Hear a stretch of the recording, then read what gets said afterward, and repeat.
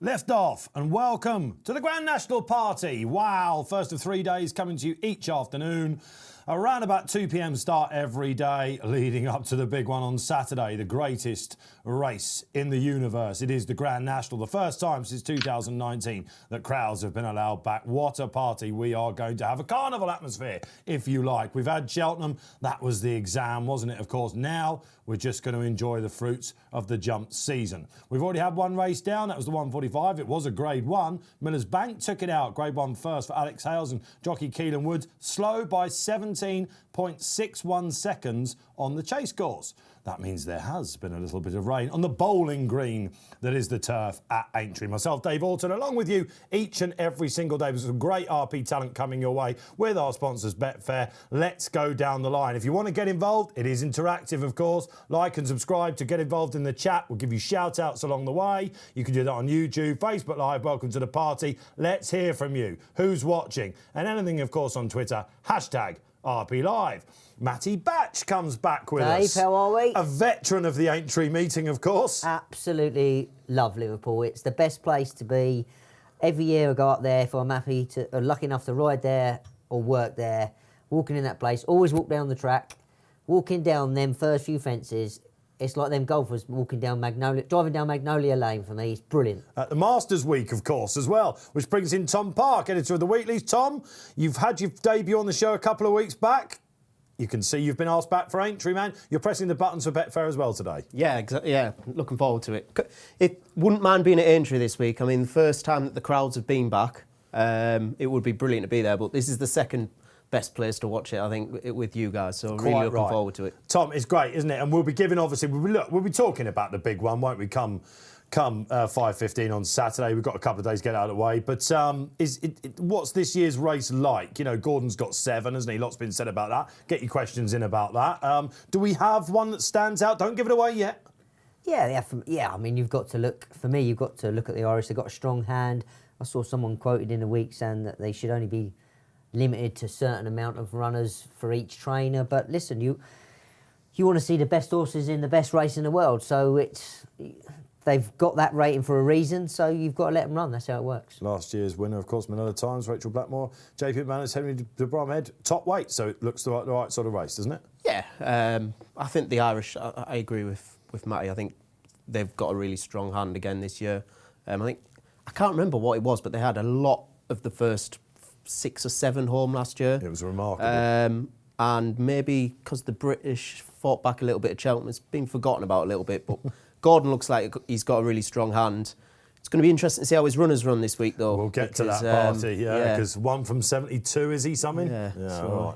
A little bit concerning. Well, let's go to Ireland. Dublin, the big hitter with us all 3 days. Barry Orr, we had some time in 2021 when there were no crowds. We were in full lockdown, Barry. I'm looking forward to this week, man. Yeah, it's a smashing 3 days of racing. I'm glad to be doing it from home. I've many a festival I've been over to Aintree for, and it can get really, really crazy. So I think I'm getting old, Dave. I think both of us are getting old. In our dotage, we're happy to be sat in the comfort of you in the studio, me here at home in my office, and looking forward to 3 cracking days of racing. And obviously, we've the Masters as well, 10 places to each way punters on the Betfair Sportsbook for the Masters. And there's a whole host of extra places today. The 405, the 440 and the 515 are all extra places on the Sportsbook. And the money back special on Sportsbook and Exchange is the 255, the bowl. If your horse fails to finish place, you get your cash back up to a tenner there in the bowl at 255. So massive. It's just going to be a money back special every day. Extra place races every day as well on the Sportsbook, and a lot to look forward to on the Exchange. And we were discussing off air there. This month, for the month of April, our charity of choice is going to be the retraining of racehorses, the Or, and looking forward to hopefully getting them a few quid. Just today, Betfair paid to the IJF £1,500 from winning charity bets on Racing Post Live, and £1,000 to Racing Welfare again for winning bets on Racing Post Live. So hopefully we can get a few quid for retraining racehorses this month. Here, the merry month of March it was, thanks to yourself, Barry. Barry will be placing a trade in every single race if you're new to the show, showing you how to use the exchange, talking about the sportsbook as well, showcasing that functionality, and you're going to learn plenty about it if you don't. Are you an in-running punter? What do you want to do? There are loads of different ways to play, and that money back special, I'll talk to the guys about it in a sec, that would be the ideal race for me to have that offer in because it's a bit of a head scratcher. Barry, is there any housekeeping? We know we like to do a multiple. Do we have a lucky 15? Yeah, we have a lucky 15, Dave. When it comes up, we're going to race.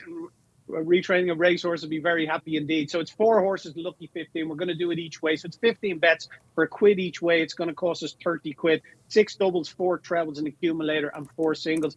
And we're going to do them in consecutive races. In the 420 here, please, Tom, we're going to put in Petit Donnet, the horse that won in Market Race, and I think there's more to come from him. Our second leg then is going to be in the 255. That's Clan de Zobo in first-time blinkers. Our third leg is in the 330. It's McFabulous again, another Paul Nichols horse. And our fourth and final leg is in the Fox Hunters, which goes off at 405. Again, additional places there in the Betfair Sportsbook, 5 places instead of 4. Stand Up and Fight for Enda Bulger and Anya O'Connor is going to be our fourth and final leg. I think that comes to, when I was looking at it earlier, it was coming to about 44 grand. But as Stand Up and Fight come in a bit, Tom, it's going to affect that. He's 16-1 now. He's been really well backed all day. So, down to 33.5 for your bet now, Barry. They'd still be happy with that, I'm sure. Yeah. Some tipsters would be trying to claim the early prizes, wouldn't they, on their P&Ls, but not Barry. All right, so Stand Up and Fight, of course, for JP Matters. That will be our last race then, and man, this is a hot pot in that as well. We go over the national fences, of course, on Thursday for the Fox Hunter, tomorrow the Topham as well, before the biggie.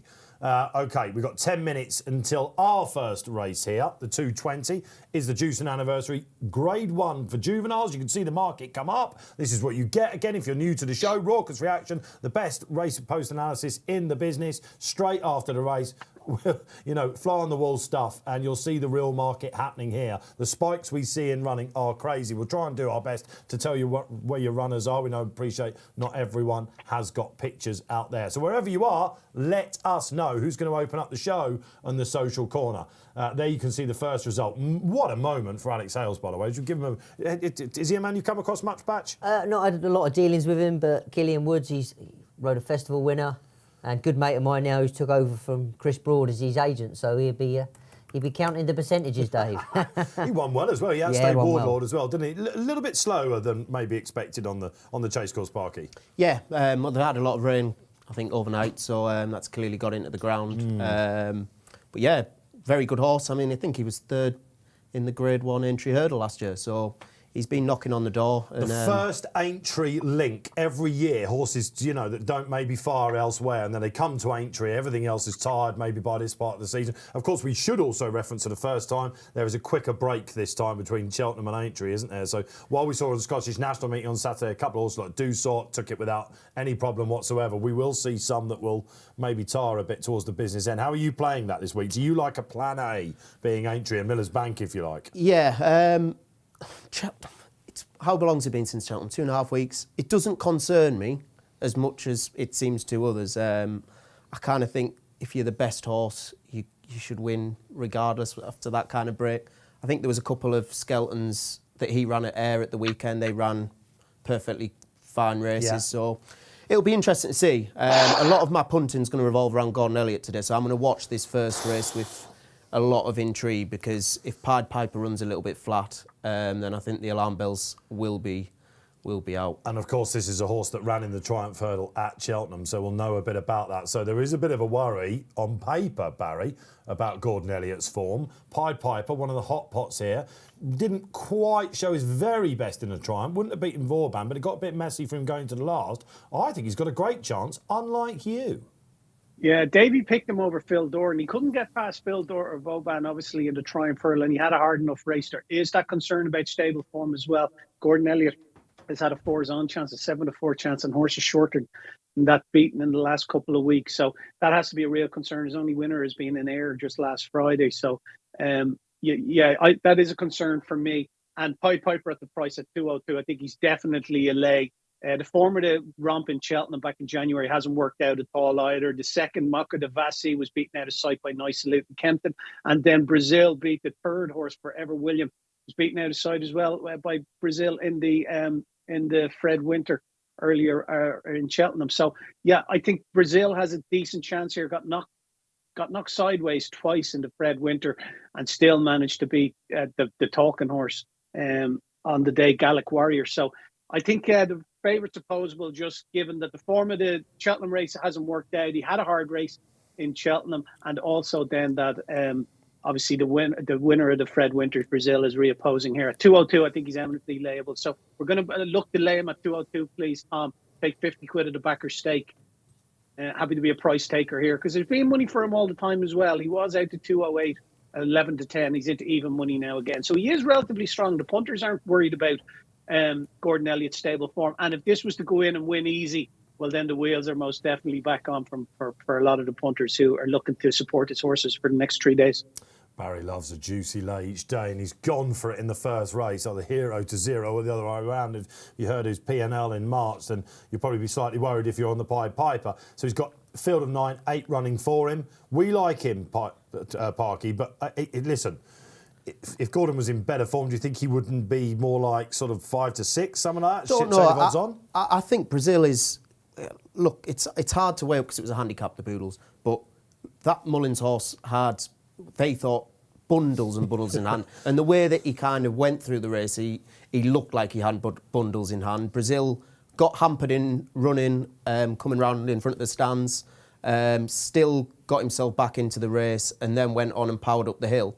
It looked, going into the Triumph, like the 3 Irish horses were quite clearly the best, and it kind of panned out that way. So I think on form, Pied Piper probably should beat Brazil. But at the prices, this is a watch for me. I wouldn't be getting involved. Slowly catchy monkey for our for our Gateshead Warrior. All right, okay. You're a Macam, aren't you? I am, yeah. You have to get them right, whether they're black and white or red and white. Yeah. He's looking at me saying, make sure you get it right, Dave. All right, yeah, commiserations about that. I'm a Watford fan. Yeah. Before we go to the Brighton bomber, let's get some social interaction up then. And Barry mentioned the Masters as well. I want to hear all about that. We're going to give you a national Masters double from each of the panel, by the way, for you, each and every day. So Daniel Mann opens us up on Aintree Week with, as long as the Pied Piper is OK after Cheltenham, I don't see him losing. We're just watching him going down to the start, actually, Daniel, and he looks full of himself. He's wearing a red hood to post. Did he wear a hood on the flat for Gosden, Her Majesty? He wore blinkers. They not take that off at the start. They take it off at the start, Barry. Yeah, it's so the crowd can see it and everyone can see it. That's why it's red, isn't it? Yeah. So it's visible. But that means he's probably a tad buzzy, Daniel. And MI comes back on. I think that's how we say it. In the next race, looks between the top 2, but I'm going to take an each-way chance on Fortinet. Totally unexposed for that team. Charlie Joyce, Venetia Williams, the long press team. Matty, what caught your eye? Yeah, I echo Tom's. On Brazil, he didn't have a good run, got pushed out wide and still got up and won and took the scalp of Gaelic Warrior.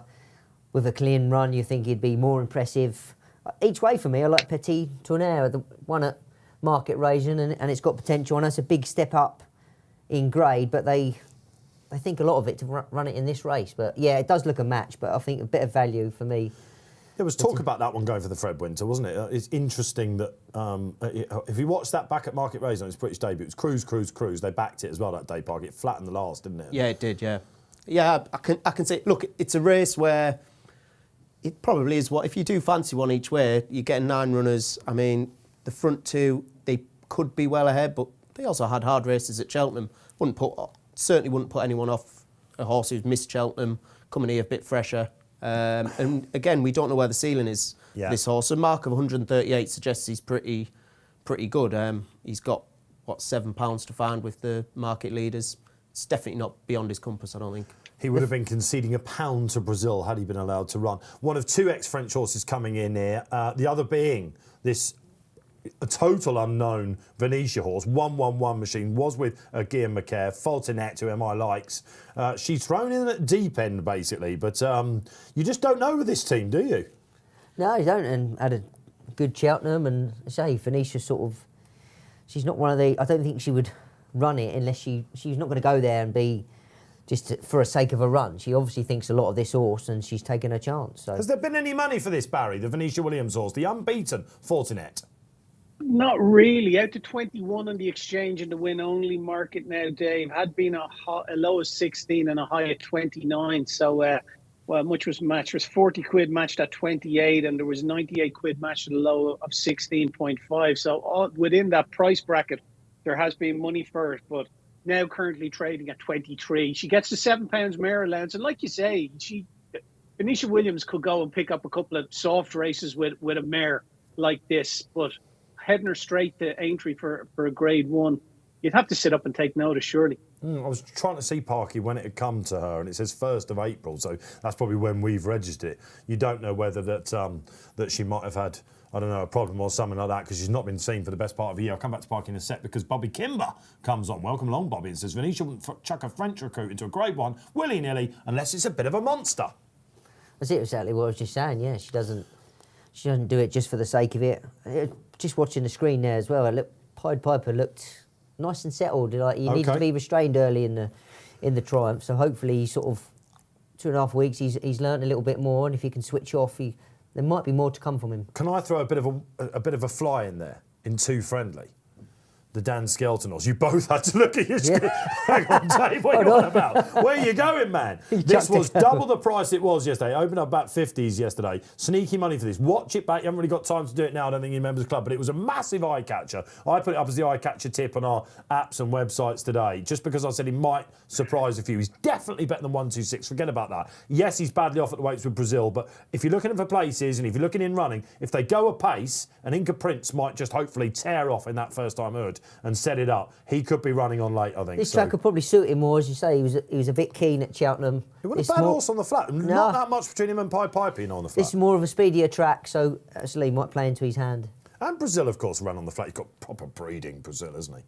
Yeah, he was with O'Brien, I think, wasn't he? Galileo. And, yeah, I mean, Galileo. He's kind of promised to. Capri, of course, he's the half brother too. That's the one, yeah. St. Ledger winner. Yeah, exactly. Yeah. So the kind of class is there in his pedigree. This is a really interesting race. I think the top two might be hard to boot out, but Too Friendly.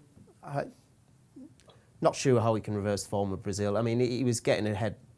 He was giving loads of weight to Too Friendly that day. Still never got the job done. But it was a strange pace scenario in the Boodles or the Fred Winter. What do we call it now? The Fred Winter or the Boodles? I see our Spotlight rides to call it the Fred Winter because the Gold Cup was Boodles, wasn't it? So it's a bit confusing, isn't it? But I think it's called the Boodles Fred Winter. Things with these 4-year-olds as well, Dave. They can improve, or from Cheltenham they can sort of go a bit under par. So you never know what their young horses learning their trade. Of course, Montmiral won this last year. Do you remember beating Adagio? What a performance! He goes in the Aintree Hurdle a little bit long. We've got Epatante coming back. We've got the Fox Hunter. We've got Grade 1. It is a good time to be on planet Earth, and it's great to have you with us. Lead.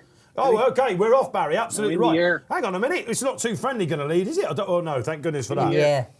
OK, they're off and running. Good luck wherever you're going. 220, that caught me on the hop slightly. A little bit of rain on the camera at Aintree, but as hoped for, Inca Prince, Ruth Jefferson, just touched off with Sounds Russian against Dusart on a Saturday race. She's got another good one here. Willie last home. He's opened up by about 12 lengths. He's tearing off boys at the moment. I saw Too Friendly was indeed in a much more prominent position. Don't want to get caught out today. I can tell you the back marker is Night Salute, who needs to come back off what was pretty much a stinker, wasn't it, in the Triumph? So progressive for Milton Harris before that. Over the first, little bit ponderous. Everything else. Oh, Brazil hit that one as well. I think that was the other one. Brazil's got the second colour. Yeah, Brazil's got the second colour. Oh, has he? Yeah. Okay, all right. Get it right. Okay. Okay, but all right. Okay, so the green cap is Brazil. Why is that the case? I don't know. That's bizarre, isn't it? But I can tell you, Mark Walsh is on Brazil on the near side. He was fine over the first. Too Friendly, just lovely settled there. Looking for Pied Piper, Barry. He has settled well. What's the market saying after 2 hurdles? Yeah, he's gone into 1.870. The best fare SP at 208, so 11 to 10. He's into 5 to 4 on about 180. So 5.3 Brazil. The one in front in the air, Betfair SP at 28 is currently trading at 21. Wow, OK, there we go. So tearing off in front. I can tell you, if you took a punt on the Venetia horse, I don't want to say it on the very first race of the week, Barry, but we could put another 2 zeros onto that, I think. Out to 500, Dave. I knew. He is around about 50 lengths off this front-running winner. When is a jockey patch 12 lengths in front of you on something that's bang fancied, do you start to sweat? I mean, looking at the jockey's position, I think the lads would know this is doing far too much too early. This is definitely round the bend. They'll be getting close to it. I wouldn't be worried at this stage because you can just, as you say, you can just watch Jamie Hamilton's. He's done far too much. I wouldn't be worried at this time. It's a long way home off the home bend here, Parky, as well, isn't it? You've been to Aintree. We were talking just before we came on. It's a weird track to visit if you've been watching it on the cameras all these years. Yeah, it is. It looks nothing like it's on the telly. Yeah, it's absolutely true. The John Joe horse looks like it's struggling at the back. Yeah, Petit Tonnier not enjoying life. A little bit too hot. And again, more rain on the camera here. They're actually exploring a bit of a wider route on the course. We're right on the far side then. Second race of the Grand National meeting. Pulling up Petit Tonnier. Yeah, OK. So there was money for that. Unfortunately, he just has not fired. So that's right. OK. Impulsive One wasn't great there at the back as well. Now they're starting to get going a little bit. In the air, the Gary Moore horse looks like it's going very well. Too Friendly, who took a big price about that. He's going all right. How's the Pied Piper going, Parky? Yeah, looks like he's going very well, as is Brazil. I think this strong pace probably helps the two market leaders. But both of them are going very nicely. And as you said, Too Friendly also going quite nicely as well. We've got a career watch on Davy Russell, Barry, as well, haven't we, of course? If he wins a big one, I mean, he'll be thinking about signing off at some point, and he's back on the Pied Piper. Do you remember him winning in January on the Bridle? He's absolutely cruising. For me, Barry, I'd have him as Fav, just as we're turning in. Where is he? Yeah, he's 2's on, Pied Piper, 11-4 Brazil, and it's 22. Should be 4's on, Barry, I'm telling you. Yeah. Absolutely running away. He looks like he did when he was running at that. Brazil's niggling a bit. OK, the front runner's gone, guys. Yeah. Now Brazil takes it up. Is he a hair to be shot at? Because Pied Piper, absolutely on the bridle. Look at Night Salute, the Adonis winner. Come right back to form, whatever happens. Too Friendly's run a blinding race. Let's see how he gets on over the second last. They go. Too Friendly just a little bit slow. Brazil looks in trouble. Pied Piper, when's he going low? Oh, he's gone really low. 4's on, said the batch. It's between him and Night Salute. 5's on. Paddy Brennan doing his best to stick with him. But this is the Pied Piper we saw coming to the last. Up you go, fill your lungs. Oh, we go. Now all of a sudden the running. This is the form. I'll tell you what, could we see a gubbing here? Night Salute's going for it. Pied Piper picks it up. He's been eyeing it a little bit. Davy Russell's having to get serious. This is quite close. Come on, Davy. Come on, the Piper. Night Salute on the inside. This is going to be a cracker. Let's get it on the line. Pied Piper. They've all followed the Pied Piper. I needed the lungs to blow the pipes there, Barry. Has he got home? Yes. Odds against in the photo finish, Dave. He's 2.14 Pied Piper in the photo finish on the Betfair Exchange. Night Salute. Stevens, your pick now. Can't split them. Even money, your pick. Just the shade odds on there. Night Salute at 4-6 and 6-4 against Pied Piper. So on the exchange now, it's 2's on Night Salute and 2-1 against Pied Piper. This is where you want to be watching Racing Post Live. We see the photo finish. These photo finishes are so popular for punters out there. It's a chance to try and get your Brazil money back. He flopped, didn't he? The two came well clear. It looked like it was going to be a sailing job. This could be a dead eat. I thought... What price dead eat, Barry? 20's on for Stride there, but 2's on Night Salute. We don't bet in the distance here, Matty. We're not betting on the distance.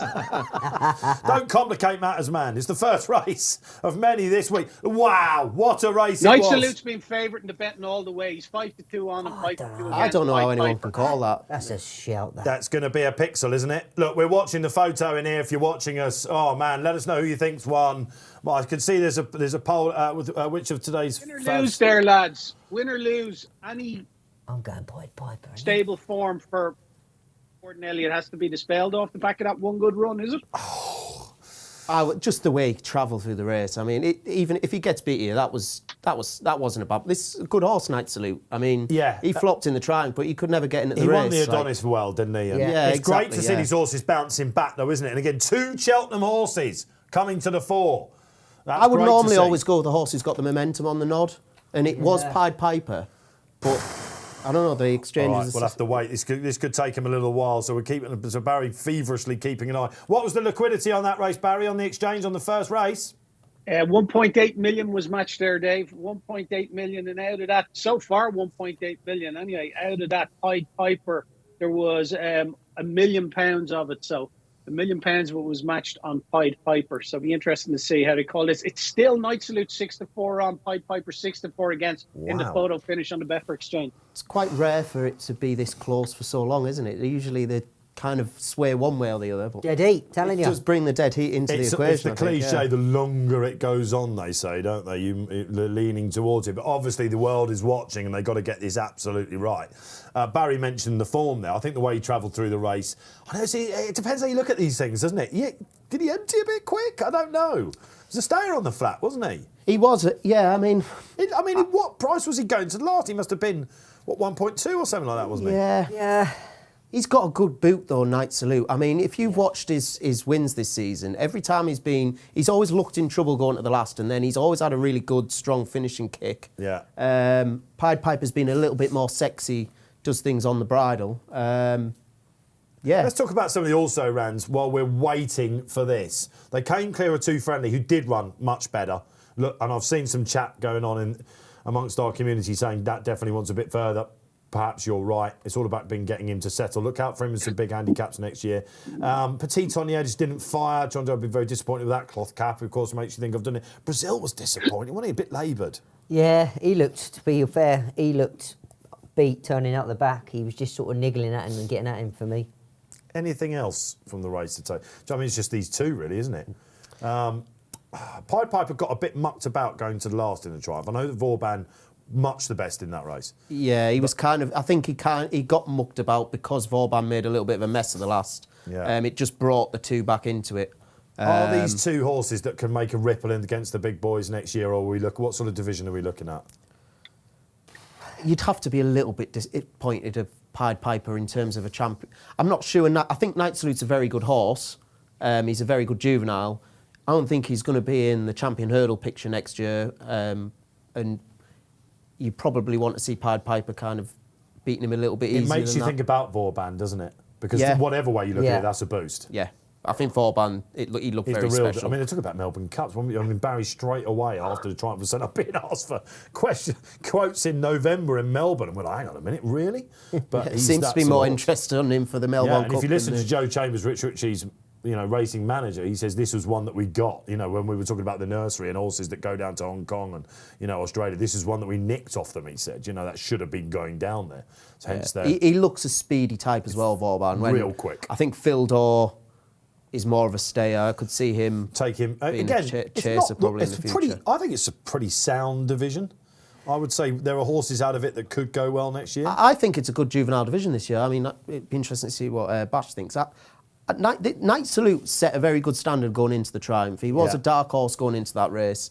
I wouldn't be crabbing Pied Piper too much for that performance. And as Barry said, I certainly wouldn't be worried about Gordon Elliott's runners this week anymore. I thought he kind of ran to his merit there. He just maybe isn't as good as we perhaps thought. And the thing is as well, with these four, they've got improvement in them, these 4-year-olds. So that your Night Salutes, all of these, Phil Dawes, Brazils, they're going to have a summer off now.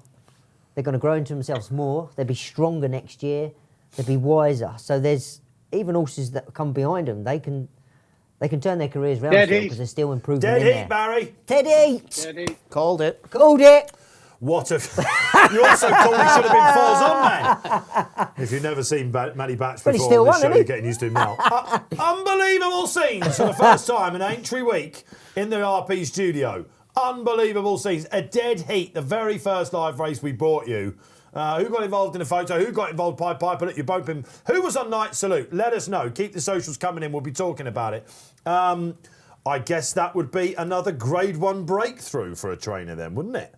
Yeah. Milton Harris. Yeah. And let's face it, what a season. Thoroughly deserves one. What a trainer he's going to be, by the way. I mean, his 4-year-olds, his bump horses, he's got a hell of a squad. Have you had much to do with him, on the weekend?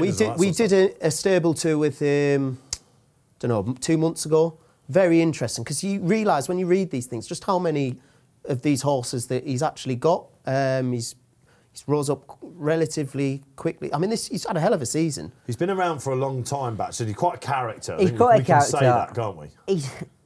Listen, he hasn't changed his training methods from 10 years ago. He's just got ammunition now. That's the difference. You can't go without the ammunition. He's always trained like that. He's never had. For what? There's the stewards we're hearing as well, by the way. A few people in the chat were saying Night Salute was unlucky. We would. Okay, let's have a look at the head-on now. Paddy Brennan never left Davy Russell out of his sight. You know that? Yeah. No, Paddy Brennan was on him throughout. Yeah. Let's have a look at the head-on, Barry. What do you make of this? No. Here, jumping the last. He's come over. He's drifted over to his left after jumping the last, but he's straightened up. But Davy's hands and heels. He's got his whip in his right hand, though, Davy. The horse is running straight as a gun barrel, really. What is that about? What's that about? Hey? Who've they got on the panel? Stevie Wonder? Stewart's inquiry. That is ridiculous. Yeah. That is absolutely ridiculous. Oh, my God. Oh, okay. That happened after they jumped the last, anyway, unless there's something earlier. 14-1 shot Night Salute dead heats with Pied Piper, a banker for... He was my nap at the Cheltenham Festival, you know that. That can't possibly make that much of a difference or that far out if it is to do with the jump at the last. I mean... No, it's too far. They were nowhere near each other. No. It's too far out. That's ridiculous. Both had to sticks in what you might call the wrong-handed technically in the inquiry, but what would you be saying going in, why am I here, Governor? Oh, well, they'd be getting a few words from me. We've all heard about you in stewards before, Batch. There's a reason why you're in this studio now. I would say you must be bored to calling this. It's absurd. It's ridiculous. It is absurd. But congratulations to Milton Harris. Congratulations well done, to you. Milton Harris. I guess if you're on the dead heat, you're delighted if your Night Salute. It won't pay that much, will it, in Pied Piper? But you haven't lost. And there we are. So Brazil back in third as well. The Triumph Hurdle, Cheltenham form to the fore on the first race of many here this week on Racing Post Live. If you're just joining us, welcome along. Dave Orton, Mattie Batch, Tom Park and Barry Orr, the big hitter from Betfair, moving all the way. Well, you laid Pied Piper, Barry. I mean, how does that work out?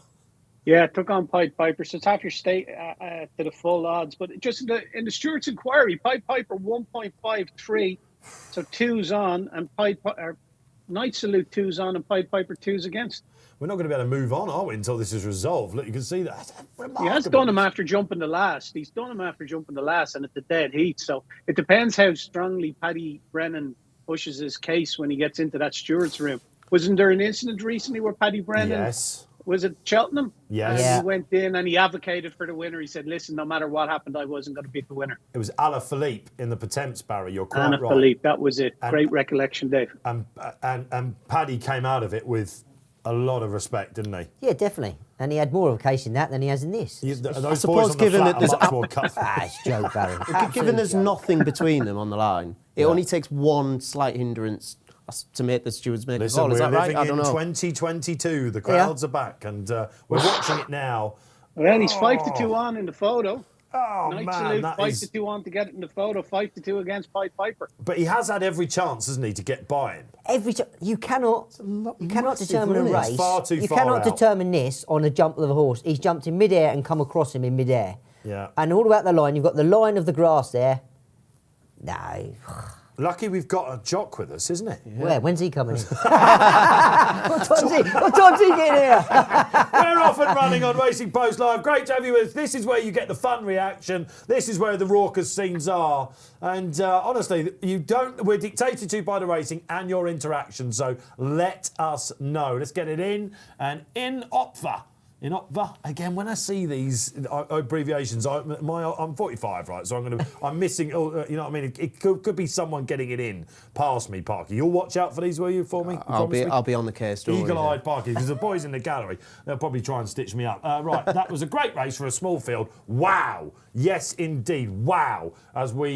Well, we've got to stick with it, haven't we? And we will do. We've got plenty of time between the races today. Let's hear your Grand National tips. I think top 4 is acceptable, isn't it? It's what we asked for, Parky, isn't it? Yeah. Protocol at the RP. Yeah.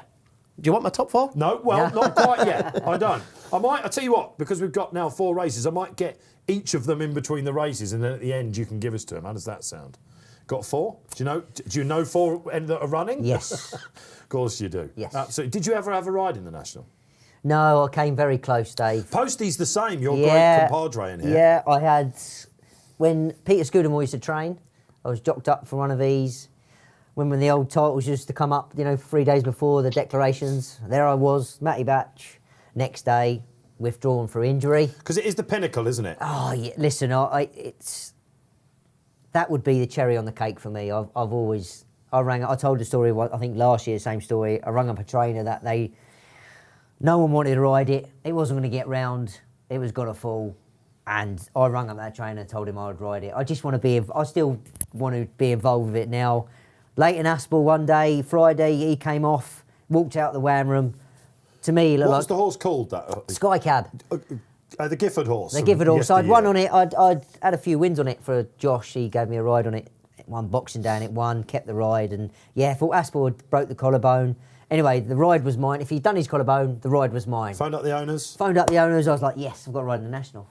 Went out that night, celebrating, I've got a ride in the National. What first thing I see is Aspel on the dance floor like this. I was like, oh, yeah.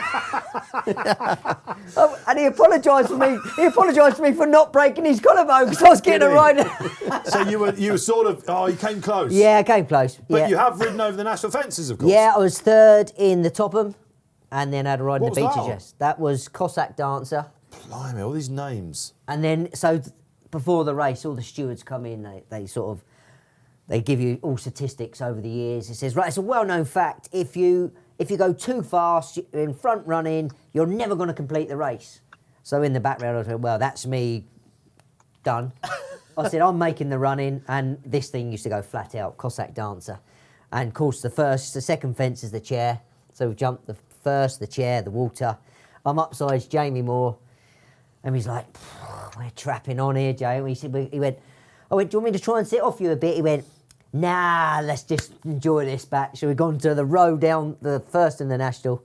He went at Beaches and I carried on and finished that. How much conversation do you have in a race then? Because you're saying you like going along. As punters watching it on telly, you've got the commentary and the crowd noise all the way through the race. But I suppose you are just going out into a field. It must be. Yeah. Do you engage a lot then with? Yeah, well, I do. I don't shut up. I don't know. He would be a disaster to be up against, wouldn't he? So yeah, I'm in the race. We're talking around, and I was going around, and we had about 4 to jump, and I remember Tom O'Brien, all the lads knew I'd sort of said it was my first ride over the fences, and Tom O'Brien we were going to 3 out, and he was like, Bat, you're getting some spin off this. And I won't say what I told him. I went, will you be quiet, Tommy? I said, I've still got 4 fences to jump. I said, just be quiet, don't tempt fate. And yeah, I remember going to Valentine's, and I'd gone down there, and I never saw many strides, but I'd come down to Valentine's, I thought, I'm not seeing a stride here. And I got that close to it, I thought, right, this is me, done and dusted. Just shut my eyes, waiting for impact.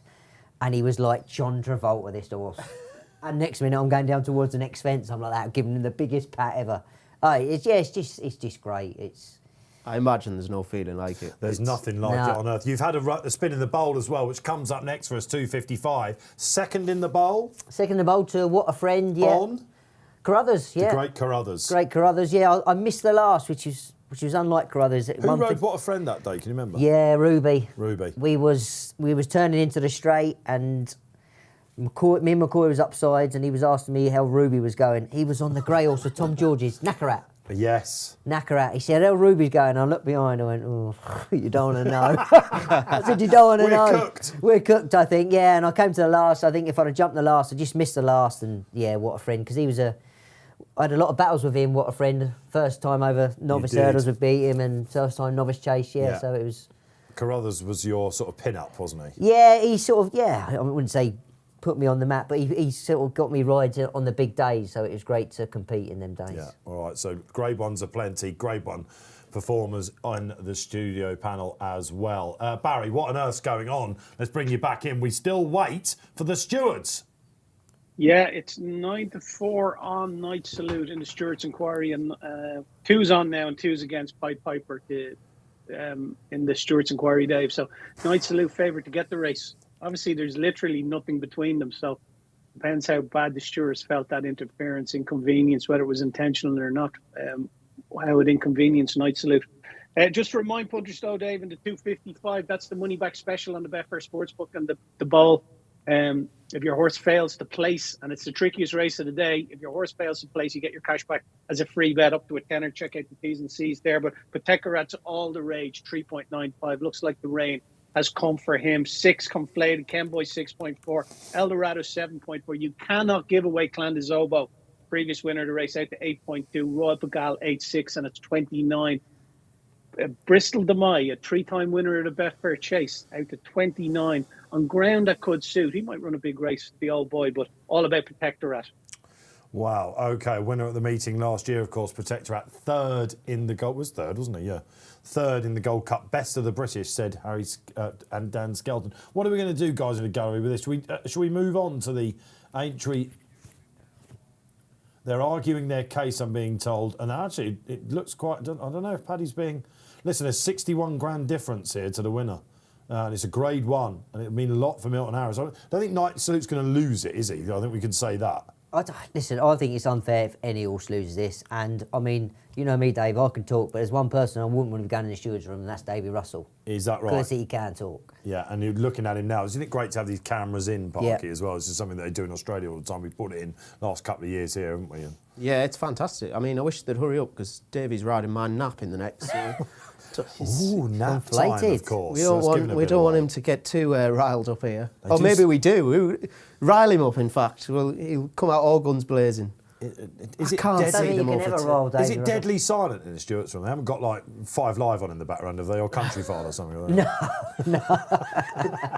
I don't know. All No, Creatures no. Great and Small playing in the This background. guy looks like he's. Oh, he watching looks like a Countryfile, barrel of laughs, doesn't he? this fella, doesn't he? There's a Dear, clerk oh, dear. there. I mean, it looks like a courtroom, doesn't it? It Yeah. looks like a sort of like, modern day courtroom. All right, OK. Well, we're waiting for the Stewards' inquiry. If you've just joined us on the 220, it was the grade 1 for juveniles. Pied Piper cruised into the last, went slightly across Knight Salute, but it was still long old run in there, and they dead-heated. Couldn't make it up, could you? But look, let's move on. Barry will keep an eye on that, as will the guys in the gallery. We'll let you know which way it goes. Matty Batch will be up in arms. Might even walk out Batch, I'm sensing, Yeah, if it's a turn-off. places remain unaltered, dead eat, get on with it. I mean, just It must be wasting true. The everyone's bet on time. the exchange has been suspended, so it could be true. OK, all right. So we'll let Barry keep an eye on that and the guys in the gallery as well. But let's move on because the Betfair Bowl is, the Betway Bowl, nearly, is one of the races of the season, certainly of this meeting.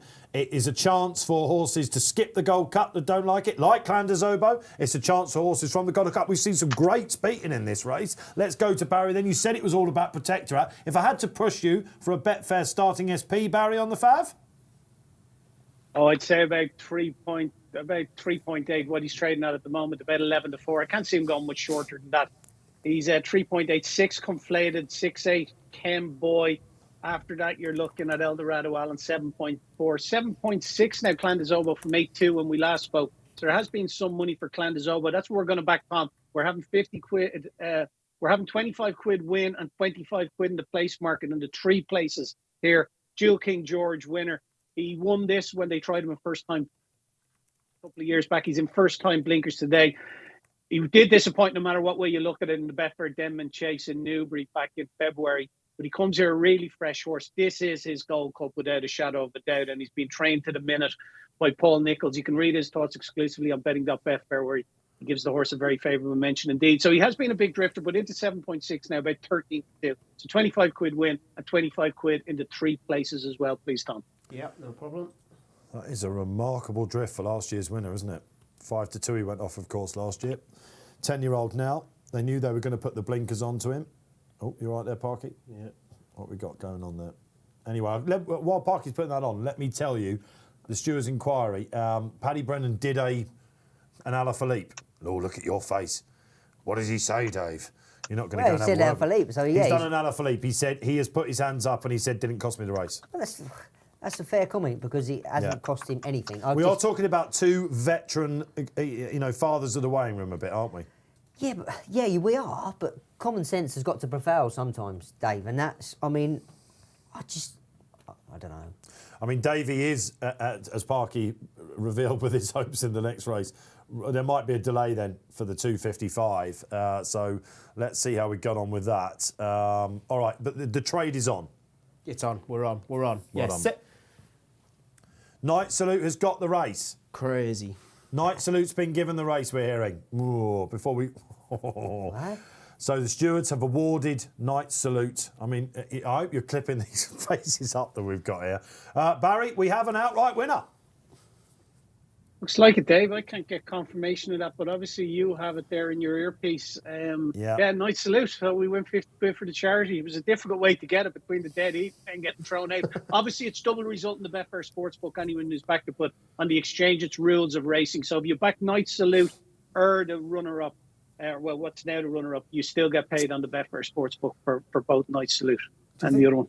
Do you think there's an appeal case here? They appeal that. They're going to appeal. You've got to appeal that. 61 grand, grade 1. Shocking. Parky? I don't know. I mean, they've obviously found something.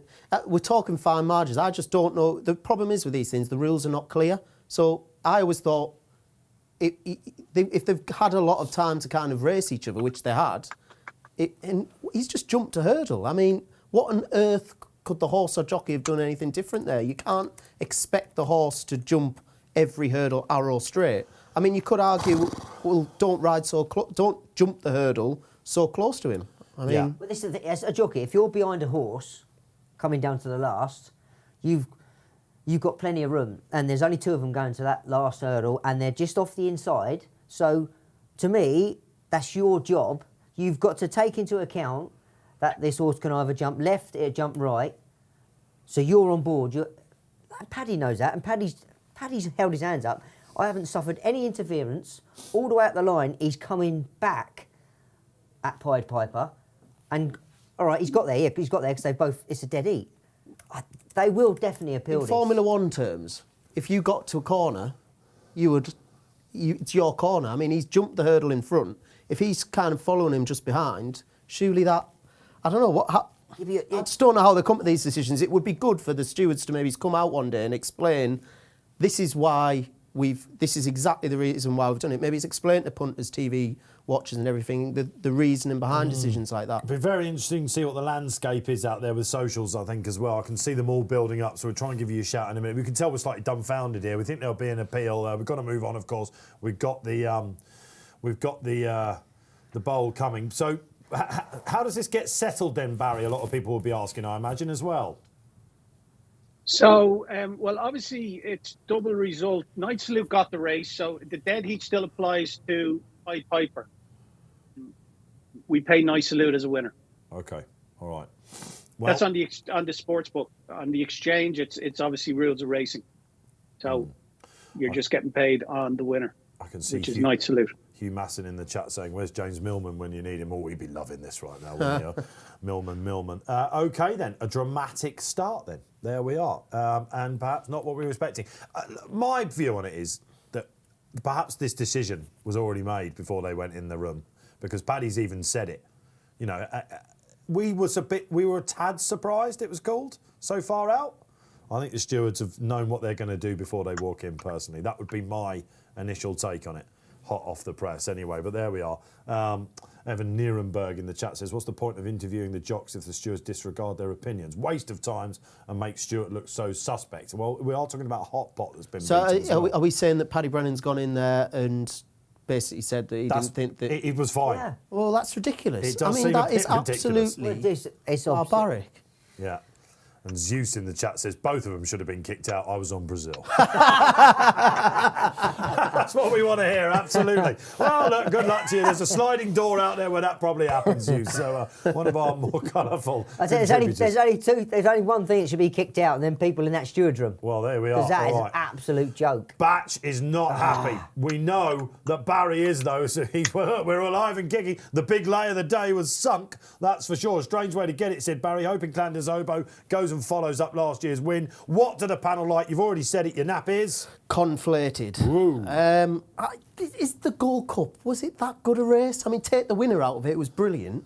I mean, they've finished in a clump. This is what we like, Parky. Yeah, juicy stuff. I thought it was just Rodway. Well, they've finished in a clump. I can't have Protector at all. I mean, he's not that good.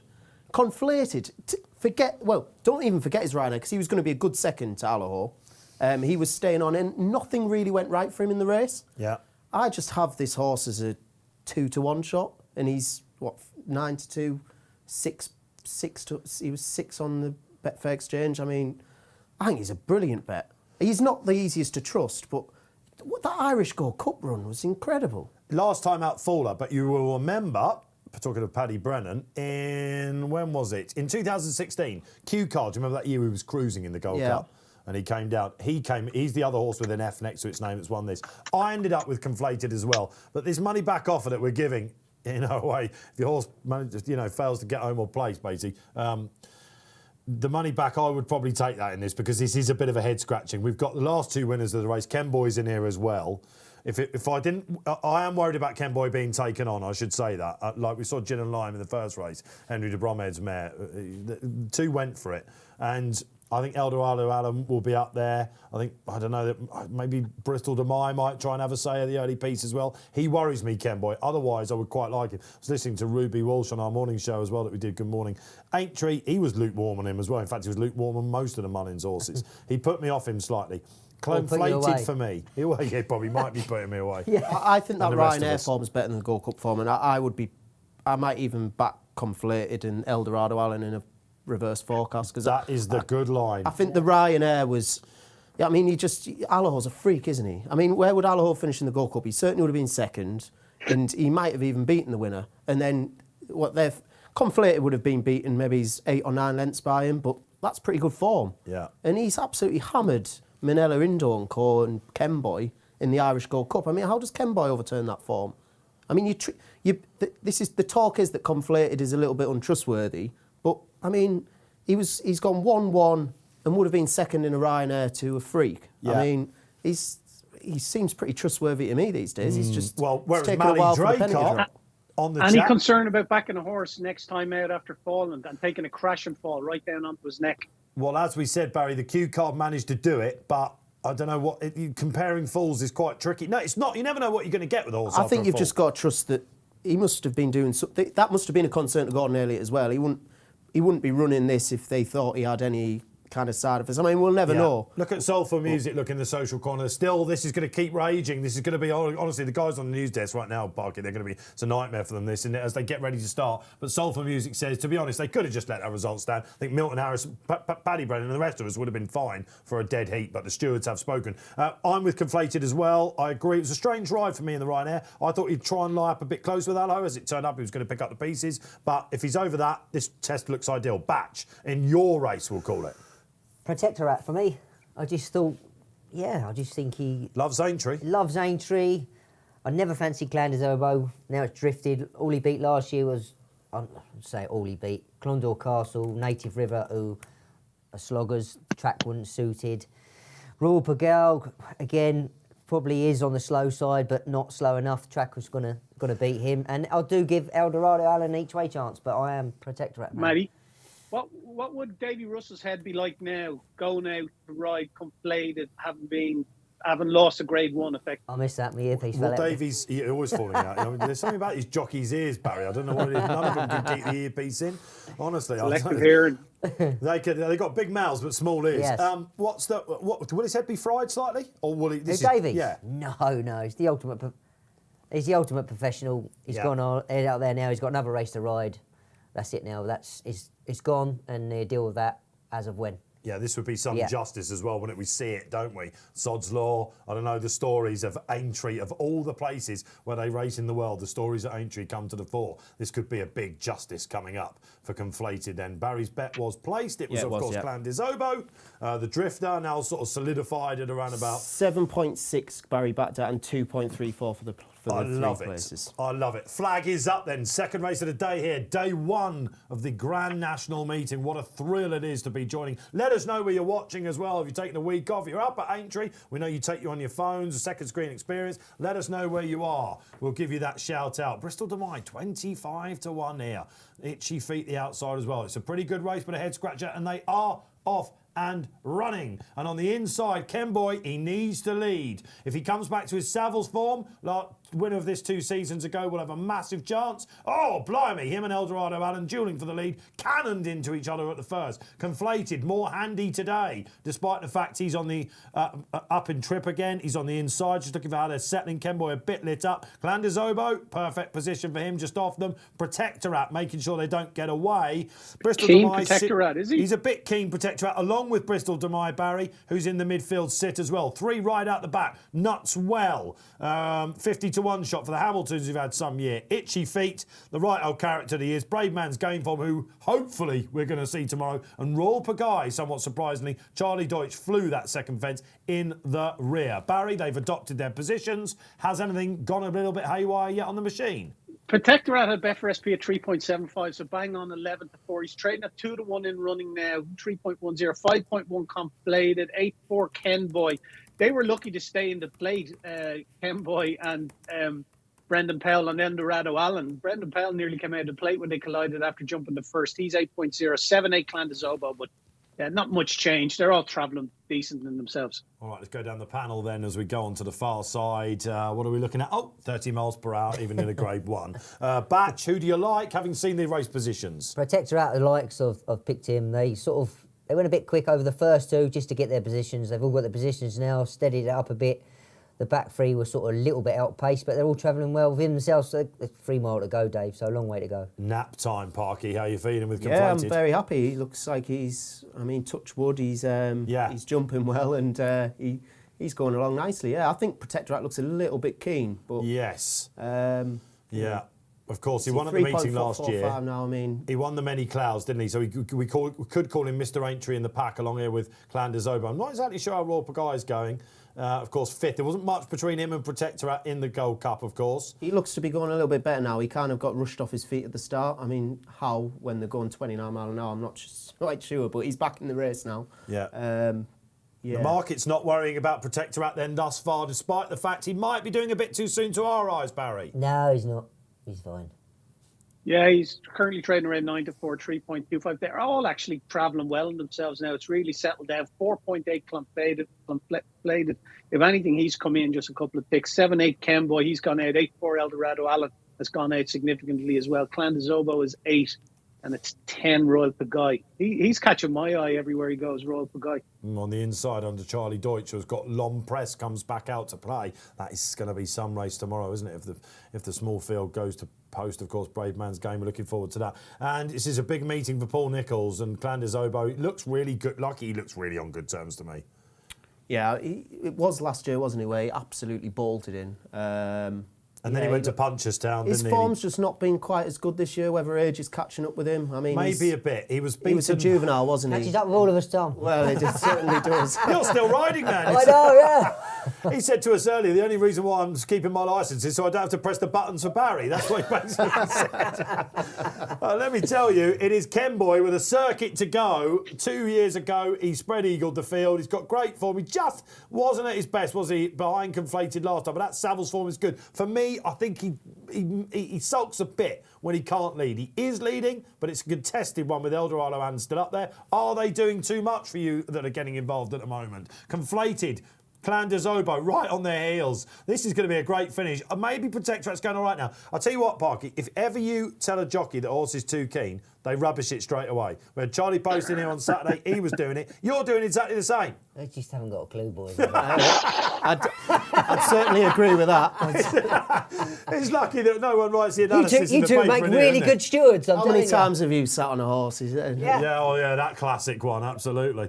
All right, Bristol Demai starting to hunt them up. It'd be great to see Bristol go close here, wouldn't it? Itchy Feet maybe just starting to spit the pull that up out. in a minute, Itchy Feet. You think so? Yeah. These fences, Batch, they are stiff, aren't they? Yeah, they take a bit of jumping. They don't take any prisoners. What's the stiffest fences? Would it be Cheltenham or these? No, these would be stiffer than Cheltenham, I think. Yeah. Henderson always says that, is it Haydock? They were very stiff. I don't know. They used to be Wincanton, they're not now. This would be one of them, yeah. Yeah, all right. So look, if you don't get into a rhythm here, you're in a lot of trouble. And like Itchy Feet is, and Bristol Demai missed one there as well. The old boy being rode along as it's soft enough for him. Nuts well, not out of it whatsoever. Barry, OK, we're starting to get to the business end as Ken Boy walks through one. Yeah, and he jumps out to his right quite a bit, doesn't he? When he's going left-handed, and he wants to be going left-handed, but he's out to his right violently. Conflated travelling really well. Yeah. They're all Eldorado travelling Allen. well in behind. Yeah. Takarat's now 7-4, 2-1 now. He's- 2.8 club Davey's on a favourite. mission It's here. gone favourite. Yeah, He's So making Davey's his gone move. favourite. Davey is on Clandazobo a mission. 7.2. Let's watch Ken Boy then over this. He is going slightly out to his right. Davy Russell very cleverly on his inside. None better than Clandazobo. Protectorate now surely spiking. He's gone right out. Has the Yeah, whole he's out race to at Cheltenham. 29 on the exchange. Oh, man. Protectorate. He's hit that flat spot. So it looks like a 3-horse race at the moment. 2 previous winners to the race. Ken Boyd straightens up for home. He's got Clandazobo on the outside. One I to call get Clan one at the is moment. inside. Conflated Oh, very Harry. quickly. What's going on here? 3 out. Oh. As soon as I said it, Clandazobo on, walked through it. Davey. Davy Russell, is he sensing a bit of justice from the juvenile? He's still got 5 lengths to make up. I make it Clandazobo here. He's going to go surely though if he pings this, which he does. 1-6-1 Conflated's been low there. Clandazobo, They're not 6-4 catching on. this. Not This catching has him. gone great shout. Barry, Come on, 2 from 2. Clandazobo. We got 1 more to go. Come on, Clandazobo, says Barry. This could No, be he's an tying absolute... up. Come on, beautiful Davey, shot. get it going. 1 more fence to go. Davy Russell still sensing he might have a half a chance Hey, here. Ken See how he Boy. jumps this. Let's have a look then. We're we coming go. up to it. Go 1, on, Harry. 2, 3. Up Hey! and over he goes. It's The all big over. hitters knocked it out of the park All again here on over. Happy Live. Only one If on you're one, following Leon Barry, Lee. you're loving life at the moment. The layer Piper somehow winning. He's idling a little bit. Conflated's coming. No. But the line surely comes in time. I tell you what's going to be really close. Clandazobo clings on. Go on, Nick Lamb. Conflated runs a blinder, but just didn't have the pace to go with the old boy. Blinkers work the oracle. Betfair ambassador Paul Nicholls got it right at Newbury Salt last time. I went down to see him with the Betfair team just before Cheltenham. He told me it was going to be basically, he told me he wasn't trying, basically. The blinkers worked. Isn't it lovely to see these old horses back up and running? Barry Orr, hats off. A high of 8-1 in running for around 900 quid. Your runner-up Conflated hit a low of even money for 49 quid. Yeah, what a training performance, Dave, it has to be said. We haven't seen him since Betfair Chase Day when he was beaten a long way, over 12 lengths in the Betfair Denman Chase. He put him away. He said that this was his target. And that goes a long way for the trainer's title as well. It's a good pot for him to land. He had a Betfair SP Clandazobo of 8.2, so over 7-1. He was 7-2, joint favourite in the anti-post market, drifted out to over 7-1 on the Betfair Exchange. But Julie obliges for us, thankfully, for the charity. And the lucky 15 is alive. Daniel Mann, Clandazobo, what a horse. First time blinkers have helped, and like I wrote him off, but he's won well. Then I thought there were better horses in the race that could better beat him and had a bit more toe, but he stepped up and he's won. Travelled beautifully Yeah. through the race, didn't he? Oh, yeah, I mean, I got that all wrong, to be fair. I Oh, was well, a you bit didn't. You didn't, because Conflated has run very well. He did. I thought the one I didn't fancy was Clandazobo. I just thought that he was a little bit laboured in the King George, which was kind of his big race. And then, yeah, it was disappointing when Eldorado Allen, he was rubbish anyway at Newbury last time, but that's a big bounce back to form. And, yeah, exciting times. I mean, did he win at Punchestown last year? He did. Yeah. So it'll be interesting to see. Album photo. Yeah. So it'll be interesting to see how he gets on. He's got to go there again, isn't he? He's got to. He will do now. I off would the back think of so. that, Yeah. I mean, especially when you're missing Cheltenham. Yeah. Yeah. You're missing Cheltenham. You're gonna get that. On the evidence and Racing Post ratings, I mean, we gave him 164. He got 177 when he saw off album photo last year at Punchestown. 177 would be right up there with his best form. And 178 when winning this last year. 164 when he returned. Don't forget, he didn't have a prep run this year in the King George either, did he? They changed it up. They thought he might have left it behind the previous year in the Betfair. And they changed things up a bit with him. And yes, he was well beaten by Tornado Flow at the line, but he probably did a bit more running than that chap going into it in hindsight. It was at Newbury last time when Nicholls' horses were still not really flying, were they? Braveman's Game, of course, won on the card. But Hitman disappointed a bit. They were going for the big treble that day. And in the Denman, he just didn't try, Paul thought. He said, I won't say exactly what he called him, but it was a name. And the blinkers have worked. And he doesn't mind changing things up, Paul, does he? His horses were in a right. Right jab balance, bumps. yeah, like. Jab. So yeah, he in hindsight he was worth forgiving there. Yeah, Dave Peacock says, don't panic. The stewards might give it to Conflated. You're just trying to wind Batchy up. The way they're going, they'll probably give it to Protectorate. Well, yeah. Let's go down through some also rans. Ken Boy, I think we can say that Ken Boy is probably on the downgrade. Yeah, I would. Yeah, these forms just He wasn't sliding. helped by Eldorado, Alan. They did a bit too much, didn't they? Yeah, they just took each other on, and it's probably the ground is definitely the times is sort of on the slow side, so it's just taking its toll towards the end, I think. Okay, that's Ken Boy. Let's look for some other ones as well. Royal Pagaille. Anyone see him towards the back end? He sort of threatened to get into it, didn't he? But He made a couple of little errors, which round there will take its toll, and I just don't think the track suits him. And, of course, Protector at hard race at Cheltenham. 4 out, Barry says he's gone 7-4. He made the circling move. Harry must have felt confident because he went wide, Parky. The Gold Cup horses, they did run a little bit flat, didn't they? So maybe... Yeah. Stopped quick, all of them. They did, yeah. Like, I mean, that wasn't the Royal Pagaille that No. we've seen this season. So... You'd be expecting him to see him finish the race like he did. Yeah, exactly. I mean, he when he was getting rushed off his feet a little bit early in the race, you kind of thought that's kind of his kind of racing. But you did expect him to kind of plug on, but he just didn't really feature. It just looked a little bit. I say the Gold Cup horses just looked a little bit lethargic, I thought. Big for the Trainers' Championship, Barry, isn't it, as well? I mean, a lot was said, about Willie Mullins having more winners than Paul Nicholls had runners at the Cheltenham Festival. We know that the weather scuppered a lot of the plans. Brave Man's game tomorrow. This is a big week. All of a sudden, a little bit of pressure off for Paul, you sense? Yeah, very much so. He was, the last time I looked, he's 2s on now. This is an in-running market on the Betfair Exchange, over $7,000 match on the UK Trainers title. He's 1-2 now at the moment, Paul Nicholls. That's another 140k into the pot. So what's that make? I think it could make him about $250,000 ahead. 3.95 Nicky Henderson, 13 Willie Mullins, and Dan Skelton is out to 16.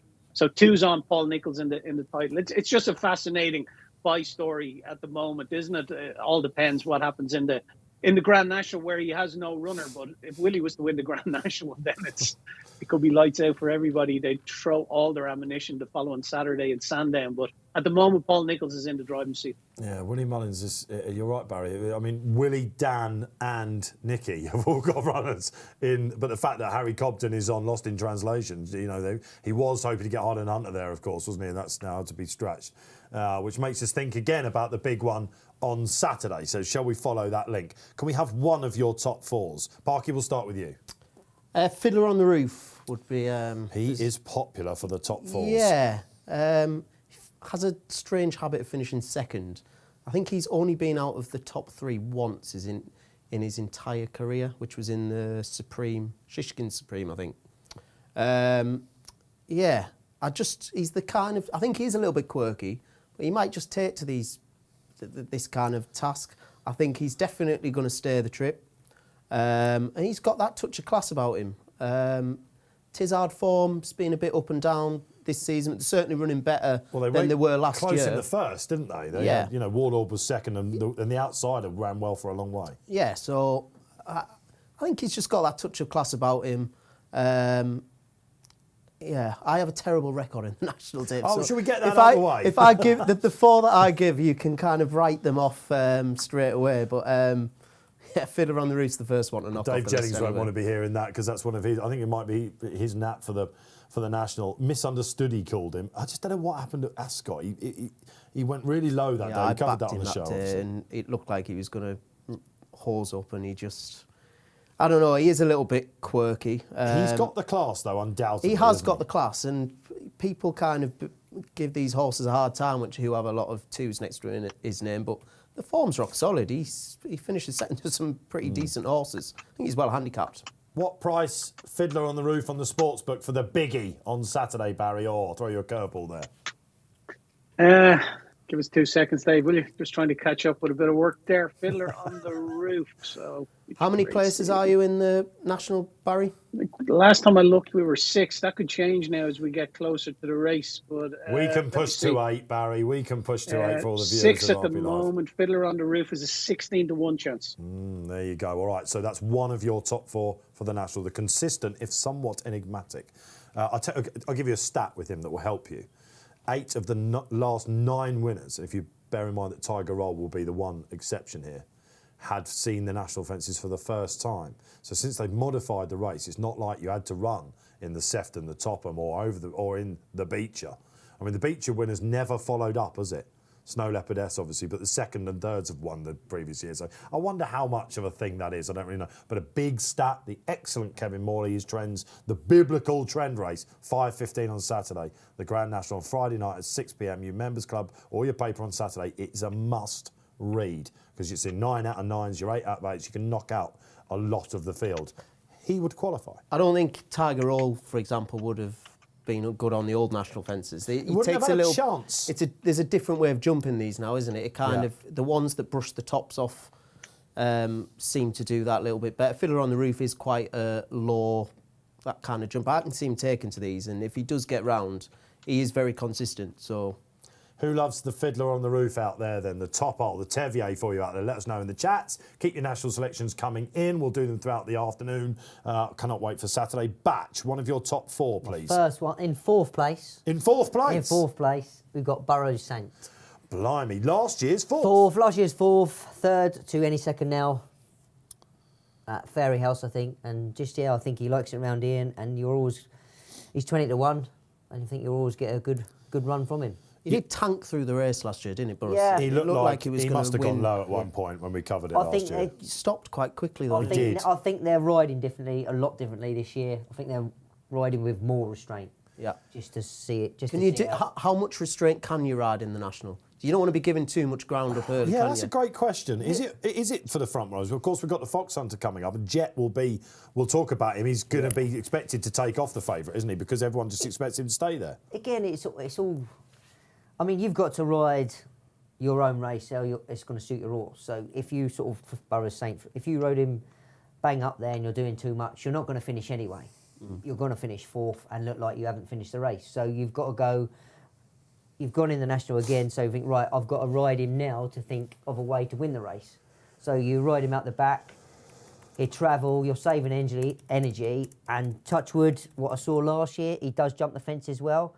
So you're just creeping that bit closer, and inevitably you might get there, you might not, but you have to take that chance because you've got to ride a different race. I think McCoy used to always say he would always try and get pole position at the start and then kind of manoeuvre his mount to where he kind of would like in the race. Is that how you...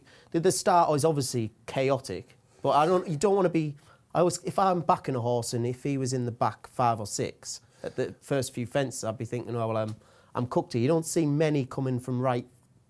From one behind. for Arthur springs to mind, doesn't he? That was one who came from right out of the back. But more old school national horses, I think. Number 6, Valverde's. In 2013, when Aurora's Encore won the race, they modified the start slightly, didn't they? They moved it away from the stands a bit more, so they didn't freak out, and they kind of changed the angle a bit. So the starts have been, touch wood, a lot. Remember that we went through about 5 years of horrendous false starts. It was a disaster. You know, when Monmouth won, it was basically because half the field had cooked themselves before the first fence. You hate the first fence. I can't get them over the first fence, that's why. Well, let's hope Fiddler on the Roof gets a bit further. They say that if you get over the first, then you can get round pretty easily now. But okay. The first fence is always a little bit smaller, so I don't get why they say that. It's just...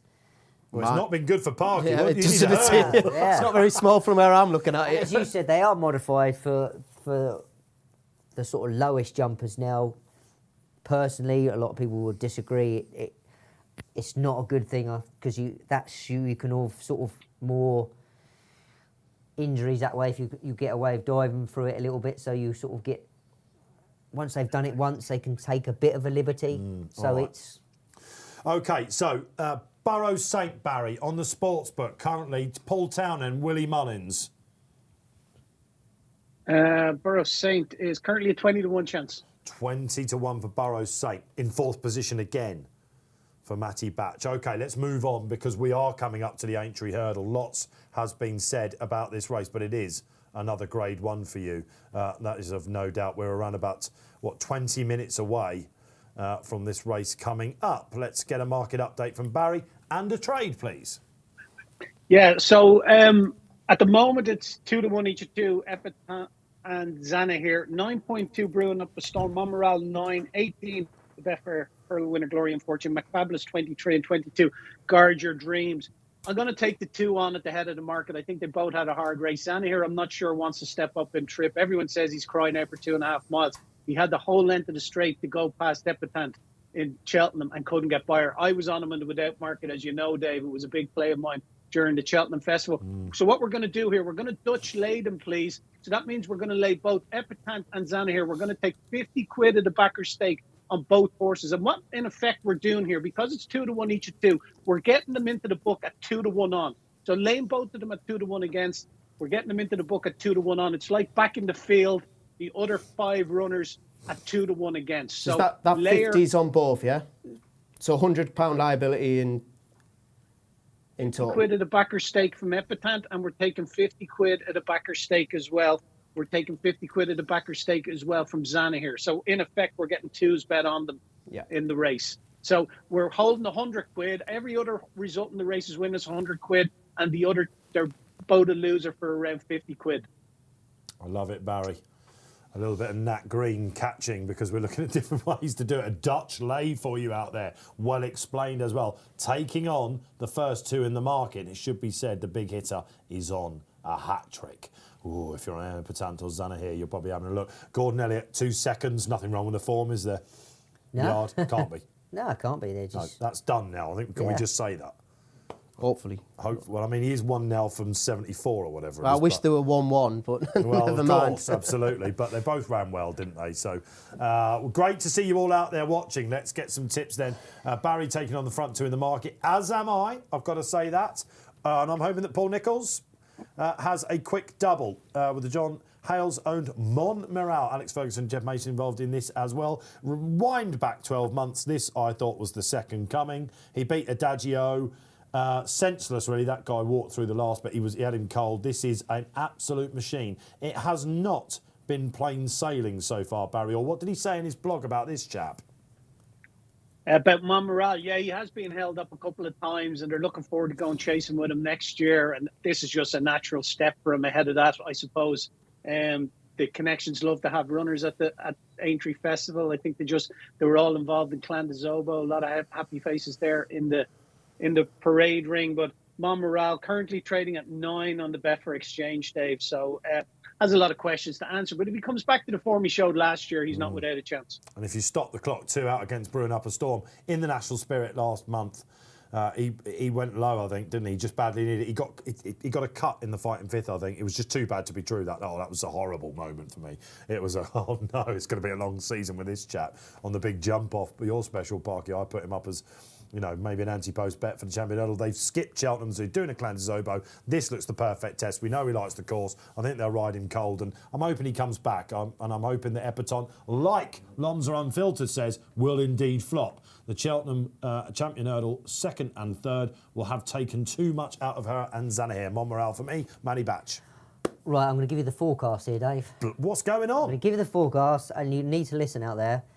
Epitant and Glory and Fortune. I think both of these, Epitant, I think she's going to appreciate the step up. Yeah. You've heard it here live. I've just given the forecast. I love it. This was the Betfair Hurdle. So why do you think he's going to improve? Oh, he was a bit of an eye catcher, I suppose, wasn't he, at Cheltenham? Yeah. I'm just looking at I the like the comment in Glory running. and Fortune. I like Glory and Fortune. I can see him it's a winning good He this likes the race. trip. I think it's a good, yeah. I can't see Epitant winning this, and I'm a big Epitant fan. I love the mare, but Yeah. She has come back near her best this year, hasn't she? not one run has she ever had that's made me think she wants 2.5 mile. Quite the opposite. I kind of feel like she doesn't even get 2. She did well to press Honeysuckle so at the last, fast. though, didn't she? I mean, she could just be too classy for these. Yeah. But I don't know. If she gets it anywhere, she'll get it round here.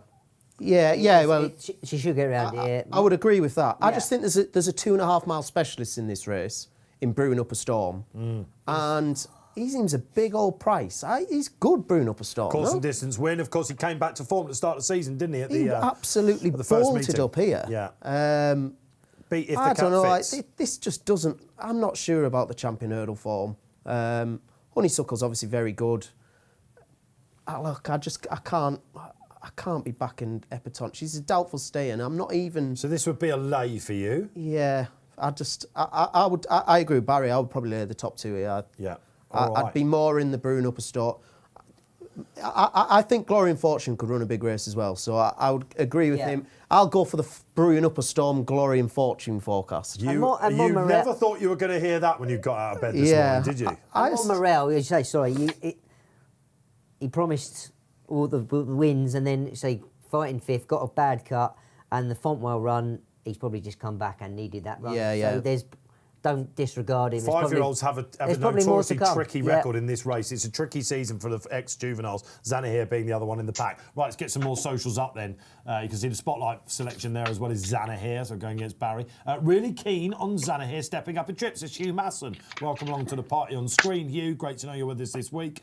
He looks like he wants the trip to my eyes as well. And knocking on the door is Gordon. Ryan Gledo, I hope I've pronounced that right. Ryan says, I reckon Keely's shout on McFabulous in the next is worth a punt. Trainer quick double. Well fancied, wasn't he? By lots of judges, including Paul Nicholls himself in the Coral Cup. Came out because of the ground.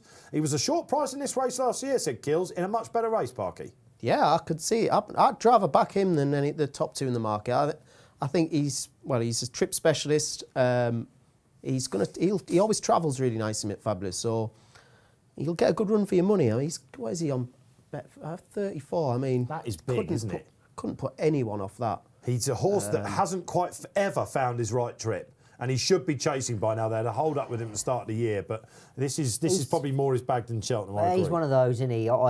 When he's first sort of turned up on the scene, he looked the real deal, and then since then he travels, and I think we was in here one day, and McFabulous is travelling well, and then all of a sudden, out like a light. I think. Like Clandazobo, they're reaching for headgear as well, aren't they? First time pieces on him. It'll be interesting to see. Lorcan Williams taking the ride. Cheltenham Festival winning ride, of course. Paul Up Bay, who goes in our last race of the day. All right, Peter Gillies comes on and said, brewing up a storm, couldn't win a Hunter Chase. Never mind this race. Blimey, Peter, that's a bit strong, isn't it? That is a bit strong. He's a lovely horse, the 9-year-old, so perhaps been a bit harsh there, but okay. Doesn't like brewing up a storm, does Peter. Ollie Murphy could be a big day for him. He's got Gunsight Ridge, of course, hasn't he? And some other big players going throughout the day. He's got, Washington in the conditional riders handicap as well, that's half fancied, I think, as well. Heard a little bit of office chat about that earlier on. Good horse, Washington. Parky's one of them as well.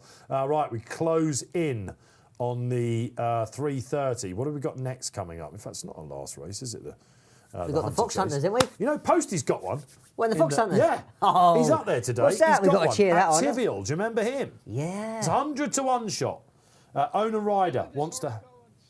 He tipped us, also known as, he tipped us in the point-to-point. He tipped our viewers on Saturday, if you recall, Dave. I do. Charlie posted he said he had a nice horse. Was it a Glory and Fortune?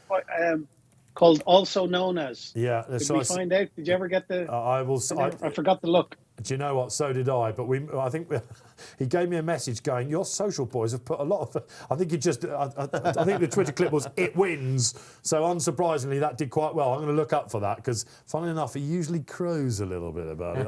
Don't forget he had third time lucky beaten in his only point before selling him for a fortune. I will go back and have a little look at that. But he's up there today anyway. He doesn't give him much chance. But under Francesco Nimmo. Francesca Post, she has got her name in there. Yeah. She has changed it now. I saw Nimmo earlier, but no, she's actually adopted the name. Strange things you never thought you'd see. So that comes up next, of course. There's a hot pot in that in Jet, who likes it. And the 440 will be our last race. That's the last one, of course, isn't it? The Red Rum Handicap Chase, which I absolutely love. And Gunsight Ridge is in that as well. Wide open. Keep your selections building. There's still... we've got 10 minutes and 5 minutes until the next. They're just a little bit behind, aren't they? Because David Russell was involved in that contentious stewards' inquiry. How are we feeling about that still? I still can't quite believe that happened. Yeah. It is a bit mad, that, isn't it? Yeah. It's going to be... Who have we got up there today? We've got Lee Motter said Dave Carr and Andrew Dietz, haven't we? Are our roving reporters up there today. And I would be surprised if Dave Carr's on this. It'll be interesting to see what the wordsmith comes up with. Boiling. Like... You would be absolutely, seething, wouldn't you? Yeah, you would have to be, yeah. I mean, it's... We don't hear we wouldn't have been able to hear what's going on in the steward's room, but the fact that, Paddy Brennan's gone in and said, nothing to be seen here... Yeah, move on, Governor. They still take it away from you, I mean... Has that ever happened to you? You think it's anything to do with Gordon Elliott, lads? I don't know. Silence in That's the a bit UK. spicy, Barry. What's he say? I missed that. What's he say? That's a bit of a hospital pass there from Barry. Anything to do with Gordon Elliott? I don't know. Blimey, crumbs. They don't like him in Liverpool. Of course, he's actually... How many times has he won the National? 3 times. Tiger Roll Is it twice. Tiger going for a Twice. fourth? Yeah, And 3 times. Silver And Birch. Silver Birch. Silver Birch and Tiger Roll twice. Only 2 other trainers have done 4. Can you name them? 4. Quiz question. Where's Melrose when you need him? Ginger. Ginger. Ginger? Ginger. Amberley House Red Rum. Ginger? And It is a long time ago. Oh. ah well. We might need Batch to get to his reserves here. Well, let's see if the social can come up with it. Bidding to become joint winning most trainer of the Grand National is Gordon Elliott, along with Ginger McCain and ... as Batch goes on to Google. I hear you're terrible on the golf course as well. So, oh yeah, Masters. So we've got to talk a bit about that. It's a big week. It's a great week of this, isn't it? Brilliant week, The yeah. Masters as they go down in the parade for the Aintree Hurdle. I'd love to go, Dave, wouldn't you? Oh man. Just... Not sure Imagine if I- playing that golf. I mean, I played a couple in Portugal last week, and I couldn't imagine going round Augusta. They were hard enough. You've still got a bit of the old sunburn, haven't you? Yeah, your I do. ear Yeah, was mangled up. Yeah, I look like I've got my ear pierced. Is that because you got so hammered in the evening or early in the morning you forgot to put the sunscreen Yeah, on? my golf took a bit.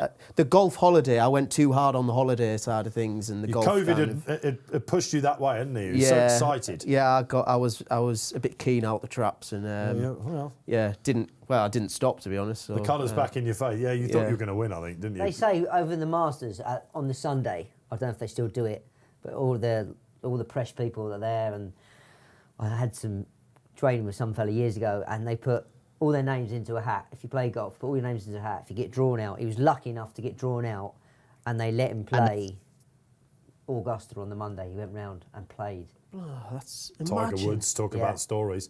Imagine if Snow Leopardess won the National and Tiger Woods won the Masters. Oh, Yeah.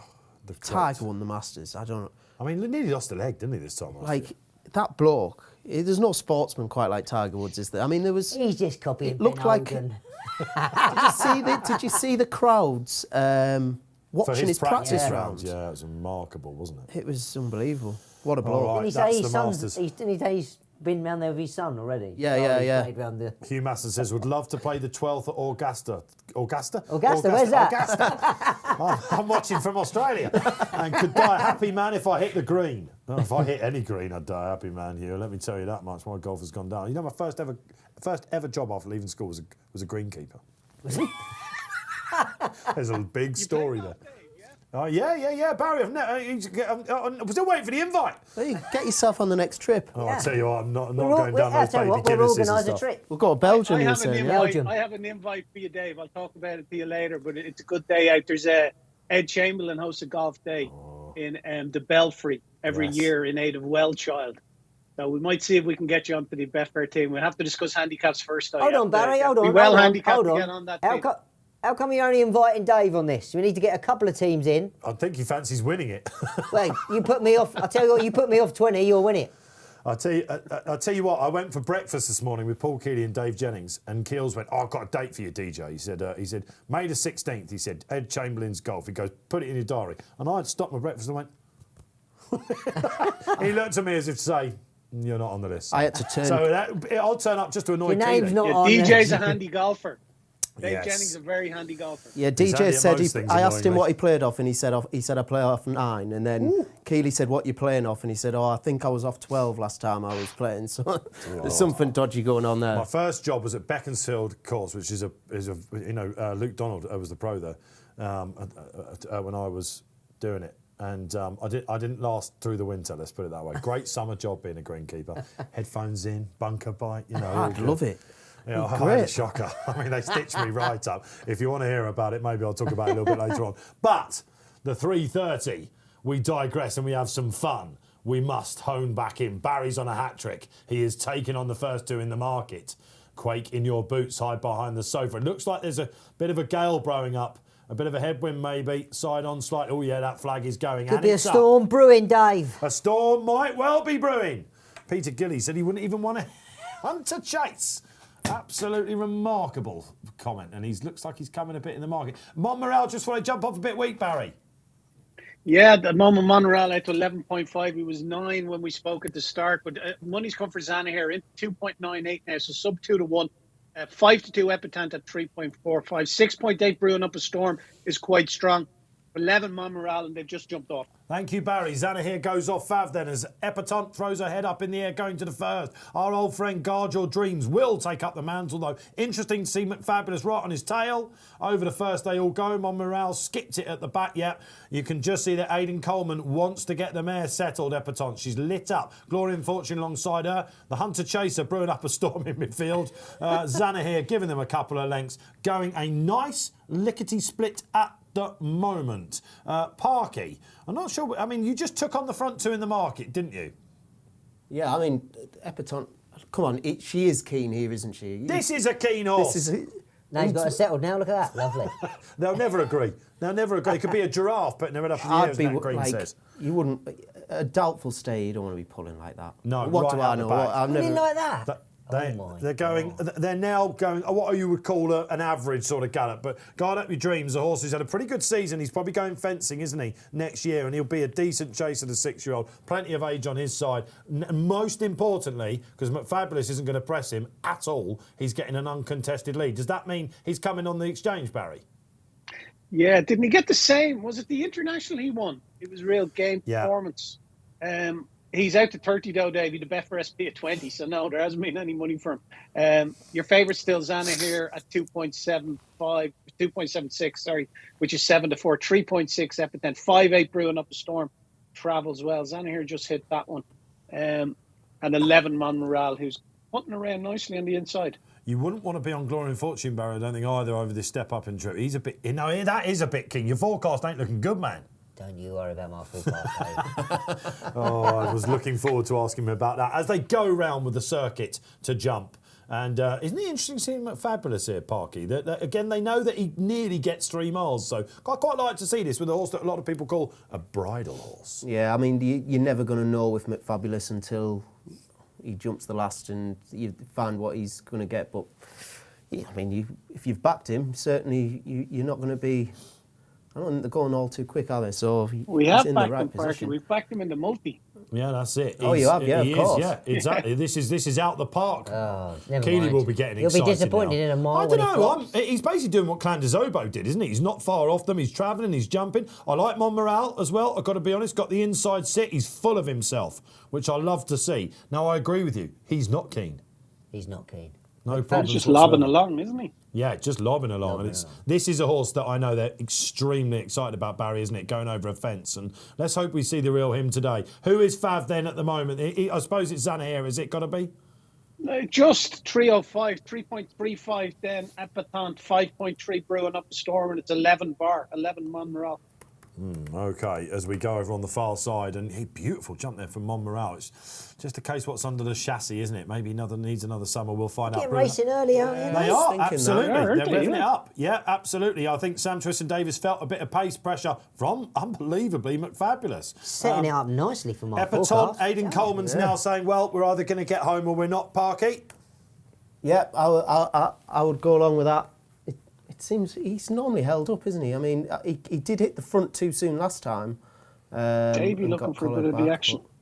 Yeah, Zanna here, a horse that, again, these Triumph Hurdle horses, a lot of them end up being stayers. And when you're in a juvenile programme, it is not many opportunities to step up and trip unless you want to show your hand to the handicapper. All right, we're turning in. Brewing up a storm, maybe just feeling the pinch a little bit. At the moment, now he's definitely ramping up, Sam Twiston-Davies. Game horse out in front, Guard Your Dreams. McFabulous looks like he's pole position, doesn't he, guys? Monahan's yet to be played. Absolutely. I think Monmoral as well. He's got horses in front of him, loads of running left in him. When does Harry Cobden start saying, right, come on? Because at the moment, he's got a lot of running to do. Glory and Fortune not totally out of it. Brewing Up a Storm coming back for more. This is the longest home straight in the world, and they are now entering it. Glory and Fortune scrubbing along. Zanna here, I'm not sure how much he's got under the bonnet. Let's find out. He goes for it. Is he a sitting duck here, guys? Guard Your Dreams. Yes. Look at Epatante. McFabulous gone to the front. McFabulous takes it up, 2 out. Can he keep going? He's going to kick. It's him stop. It's him stop. I tell you what, the first two from the champion hurdle looking the ones here. This is Cheltenham form again, but McFabulous still the one to beat. 2 out. He's up and over. Zanna here. What's left now? Davey Russell's run away. Oh, look God. at Aidan Coleman. Look at Epatante. Absolutely cruising. Come this is on. honeysuckle, isn't it? They They've got the wrong silks here. Come Monmiral falls on. in a hole, disappointing for him. McFabulous no good. It's Here we Zanna go. here and Epperton. The Dutch line. Here we It's go. not looking good at all. Oh! Zanna here goes. Oh, God, good greens as well. Ridiculous. And Epperton. Everton! Well, she's going to be, 3 from 5 now this season. It is a procession. Paul Nicholls had the winner of the previous race. He's going to have the second and the third. Monmiral looking like a stayer. She's a doubtful stayer, that one, Everton. Zanna here crashed out. She's flattered by it. But, she's back. Epperton. We couldn't see it here in the studio. Barry Dutch laid it. She was keen as you like. She's hosed up, Barry. Hold on, we did see it in the studio. You did? All right. Yes, God's sake. Yeah, she's returned to Betfair SP at 3.52. The runner, Zanna here, I hope he got up okay. He took a crash and fall. Yeah. Davy Russell's day just goes from bad to worse. 1.92. It traded at 10 to 9 on for small money and even money. Zanna here jumping the last just before coming down that time. But outside of that, no great in-running news other than they all seem to be travelling well themselves, turning into the straight. Brewing Up a Storm hit a low of 3.80. Monmiral traded at a low of 5.2. Glory and Fortune traded at a low of 10. And McFabulous, who for our lucky 15 held on for third spot, thankfully hit a low of 5.2 as well. So just hopefully Zanna here and Davy both got up okay. All right, yeah, absolutely. Yeah. We'll keep an eye on that. It's just not been Elliot's day so far, or Davy Russell, is it? Do you think Monmiral be maybe better off stepping back into it? I don't know. I thought he was coming back towards the finish. I don't know. Called him a stayer on the running. You're looking deflated, Parky. Just don't know if he's I'm not deflated. As I said, I think I like Epperton, and that opens up a whole new avenue for her. Because Isn't it annoying? I was talking about this morning with some colleagues. Isn't it annoying how it might be you, Parky? Actually, I was involved in this chat as well. These horses that you go off. It wasn't it? A conversation we had. I said you get a horse early that you're attached to, and then for some reason you go off and you think, all right, a bit like Zanna here. You know, for me, I think that might have been the horse in question. And then you see a race that you think's right for them, and he just stubbornness says, no, I'm not going to get back on the bandwagon. she I reckon never. Epperton's got loads of those. She never looked to me like she wanted this kind of trip, but that opens up now. She can avoid Honeysuckle next year. Maybe look at campaigning towards the Mares Hurdle as opposed to the Champion, possibly. She's 8 years got of her age. She's options going to be open. 9, isn't she? And she's great training from Nikki because she had that terrible back problem. And even Nikki, by his own admission, said the Champion Hurdle she won wasn't in the calibre of, some of the others that he's seen and won and all this sort of thing. I mean, how good must Constitution Hill be? Oh, that If is they're getting the Eppertons to be winning races like that. absolute aeroplane. We haven't chatted to you. How was Cheltenham? Yeah, it was good, yeah. Busy. They're all week, weren't you? Yeah, they're all week, yeah. Really good. In the Lady Bamford's box? Lady Bamford's box, yeah. How do you get in there? Oh, I do not know how I get in there. I've got an invite to the golf. I won't get an invite in there, I don't think. It's beyond me. I've got in there for the last... But you go in there and give him a chat. Mr. Coffee was their big one, of course, wasn't it? Yeah, Mr. Coffee, and she had another runner that ran well, finished 6th in the handicap, I think. But, yeah, Constitution Hill, I honestly think it's going to... I think it will beat Honeysuckle. I think if it Have we ever seen... Are we going to see this at Punchestown? Yes, I think we will. Yeah, I think Will we they? will, yeah. Will he I'm go not the sure novice Henderson wants to necessarily see it, but Buckley's... The owner will, I think, He's yeah. very, sporting, isn't he? I went down. I was walking down.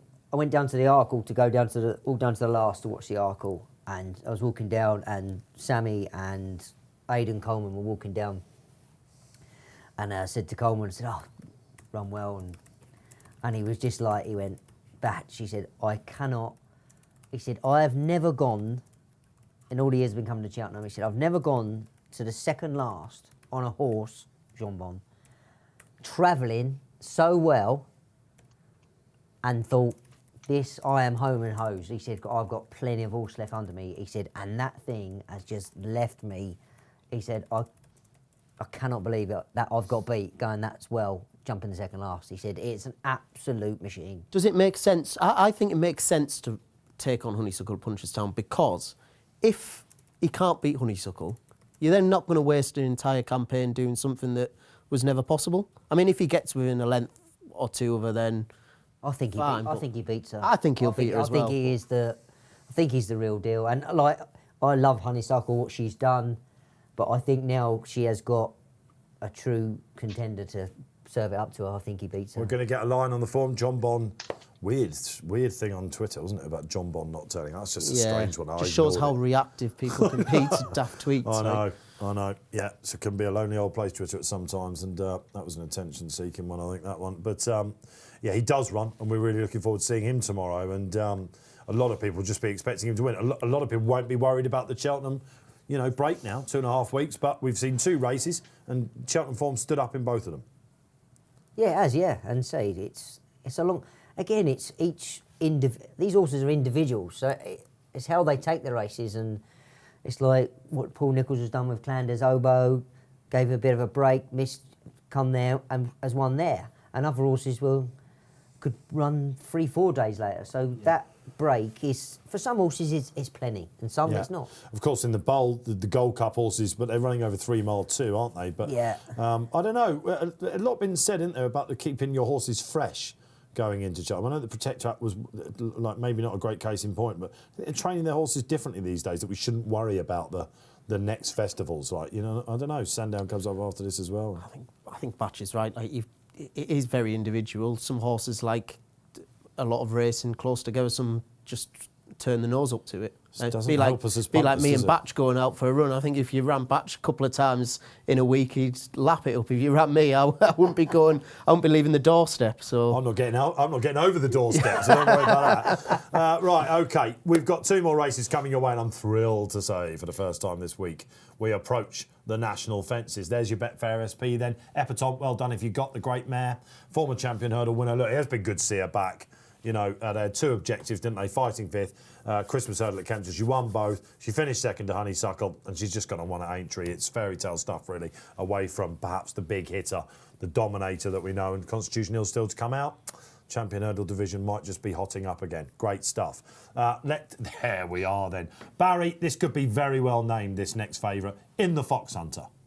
Yeah, Jet, 3.9 favourite at the moment. 4.6 Late Night Pass. Porlock Bay, 8.8. 10.5 Cat Tiger. 13 Cousin Pascal. And outside of that, it's 20 Bardem. I'm going to take the favourite on, Dave. Obviously, went out and tried to make all in the Grand National. Ended up getting beat 47 lengths by Manila Times. Traded at a low 3-1 in running on the Betfair Exchange before being beaten 47 lengths. So did flatter to deceive. Had a Betfair SP of 156 in the Grand National. So that'll give you some idea how much his price contracted in running. There's plenty of pace on here. He's not sure to get a soft lead either. You have LeBroil in there, Late Night Pass, Porlock Bay, Mythbuster, a front runner as well. So there's going to be plenty of pace on early doors to take him on. What we're going to do, please, we're going to lay him in the win and in the place market, Tom. We're going to be a price taker as well. We lay him at 3.95. I'm sure he's going to hover around that price all day. We're going to take 25 quid out of him at 3.95. And then we're going to look at the standard 3 place terms on the Betfair Exchange. He's even money to finish in the first 3. Well, 2.08, so 11 to 10. We're going to take 25 quid out of him there as well for a liability of around 30 quid. So a layer of Jet, because I don't think he's going to get everything his own way up front the way he did early doors in the National. Oh, Jet then. Perhaps the best named horse for a lot of punters running anywhere this week, because he's a bit of a propel plane, isn't he, going over first. Watch back, you got time to do it in last year's National. He flew off, as Barry said, he went really low in running, and he actually, it was only coming to 2 out that he started to fall in a hole. Where did he finish? Was it 8th in that last year? He's had a good season coming back, and I don't know. Yeah, he was 8th, beaten 50 lengths in the end nearly. But this is over 2 mile 5, the distance to the Topham tomorrow, the mini national as they call it on the Friday. I think because of the big field, you are getting, again, that's the only reason why he's sort of 3-1. Where are we all standing with Jet? I've got a way of playing this race. I'm really looking forward to it, actually. I think you can have 2 bets and maybe collect, and I'll go head to head with Barry here. I don't really, I mean, 5-2 is a bit of a silly price when you're looking at these fences, but my lord, Sam Wadey-Cohen's record. Shall I give you Sam's record? Go on then. Did you see the email that went round? What's Craig that? Thake got involved with this. Sam Wadey-Cohen's record. Oh, I saw this going around, yeah. This was going around, and we're trying to make to get it right. I think it's 36 rides over the national fences, 6 wins, 4 seconds, and 7 thirds. That's better than professional jockeys, isn't it? I mean, AP McCoy would be delighted with that, wouldn't he? It's amazing what money can get you, isn't it? The dentist, of course, absolutely. dentist. But look, they buy their horses for these fences. We've got Noble Yates on Saturday, of course, for Sam, the 7-year-old going in the National. And I don't know, the last 7-year-old to win a Grand National was Bogscar in 1940. But the more they modify these fences, the closer we're going to get to it. 8-year-olds never used to win it. We've had quite a few do it. Tiger, obviously, and, you know... I think he'll very nearly win. I don't really want to be laying him. But I do think Porlock Bay is a good alternative. I think the favourite is short for around these fences. Sam Welly-Cohen's record speaks for itself. I like Pawn Avon dropping back in trip. I think Mullins is a good horse on his day, coming back in trip. And Cousin Pascal, last year's winner. But do you know what? I'd love, and I said it at Cheltenham as well, I really love Cat Tiger. He finished third in it last year, I think. Maxi, I just think he's just a great character. What he does for racing, and if anyone deserves it. I mean, he's very similar to Sam. He sort of invests his own money. He sort of buys horses and just, you know, deserves all the luck he can get. And I hope he gets around safely and Cat Tiger finishes in front. But yeah, I mean, Sam Welly-Cohen is. Do you remember when he went a circuit too early around Fakenham? Yes. That was remember that? I remember, yeah. And he's come on Fakenham. Fair play, he's come on the telly. And I forget the excuse he's come up with, but he come up with the most feeble excuse of why he went to... I bet he enjoyed seeing you in the weighing room afterwards. So see him a couple of days later, and I was like, so I said, all right? He said, yeah. I said, why? He went, what? Why? I said, why are you going on telly and come out with an excuse like that? I said, why don't you just hold your hands up and say you've mucked up, you've made a mistake? I said, no. I said, this is going to lose you customers in the old dentist. I said, people now, I said, you've got to tell me you need a root canal. No one's going to believe you. But yeah, bless him. The root canal over the canal turn. Over the canal turn. Well, he's going to lead. I think we can say that. Who do you... So you Point Avon on top? Point Avon and, yeah, He's each way. interesting because Nat Green put him up in the was that the final race we did of the Cheltenham Festival? It probably was, wasn't it, that week? And turning in, he certainly wasn't the price he is on the exchange now, and going back. Yeah, he's quite a boy. He's ex-Mullins, isn't he? Owens have got ex-Mullins, yeah. But he's in the Gredley colours, you know, yeah. so they've got, been bought by decent owners. And hopefully old Postie's also run well. Activigal. Oh, that would be great, wouldn't it? That'd be brilliant, yeah. Yeah, for the rider, remind me what the rider's called. Amy Cox. He didn't give it much hope, but he's up there too. He had to go. He would have been sitting on the panel. That's just great for someone like Posty, who's sort of gone down a different route, and they've got a runner in this. It's just to be there. Yeah, he's having some season, Posty. I know we take the mickey out of him, but he's. But you know what, Posty has he's always. He's the round next he's time, always been the ultimate professional. Has he? Always. Oh, don't give him too much. Yeah, but he has. He has. It's credit where credit's due. You sit here, and his form, his knowledge is good. But even when he was riding, and you're riding in a race, whether it was a 0 to 100 round Punton or wherever, he'd tell you, like Posty, if you sort of cover the top end of the sort of market, and he'd say, well, this is that, and yeah, he's always been the ultimate professional. Let's hope he's not watching. Of course he's not watching, he's saddling this up. That's why I'm saying it. Yeah. If they clip it up, that would be a disaster. You wouldn't be... I tell you what, he might actually be watching. He's quite sneaky. Oh, is he? Yeah, he does, yeah. He'd be hoping we'd give him a mention, so we've given him a mention, so... Lay Jet, back Jet, taking on Jet with Point Avon. Tom Park can... Probably back. I wouldn't want to be laying Jet. I've not had a bet, but yeah, I actually backed... I drew Jet in the sweepstake last year, so felt compelled to have a tenner on it. And I didn't know it traded 3 in running, otherwise I might have been looking to lay it off. But it ran an extraordinary race last year, and in theory, if it jumps like that and travels like that, it's a good bit shorter this year, so he should win.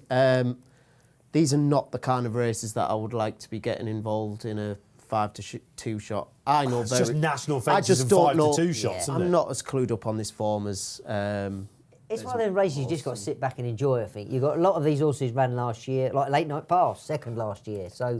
But if you do fancy Jet, there's a lot to like. I mean, the jockey, for a start, he's got form over them, and he's, by a good way, the best horse in the race on on ratings. So yeah.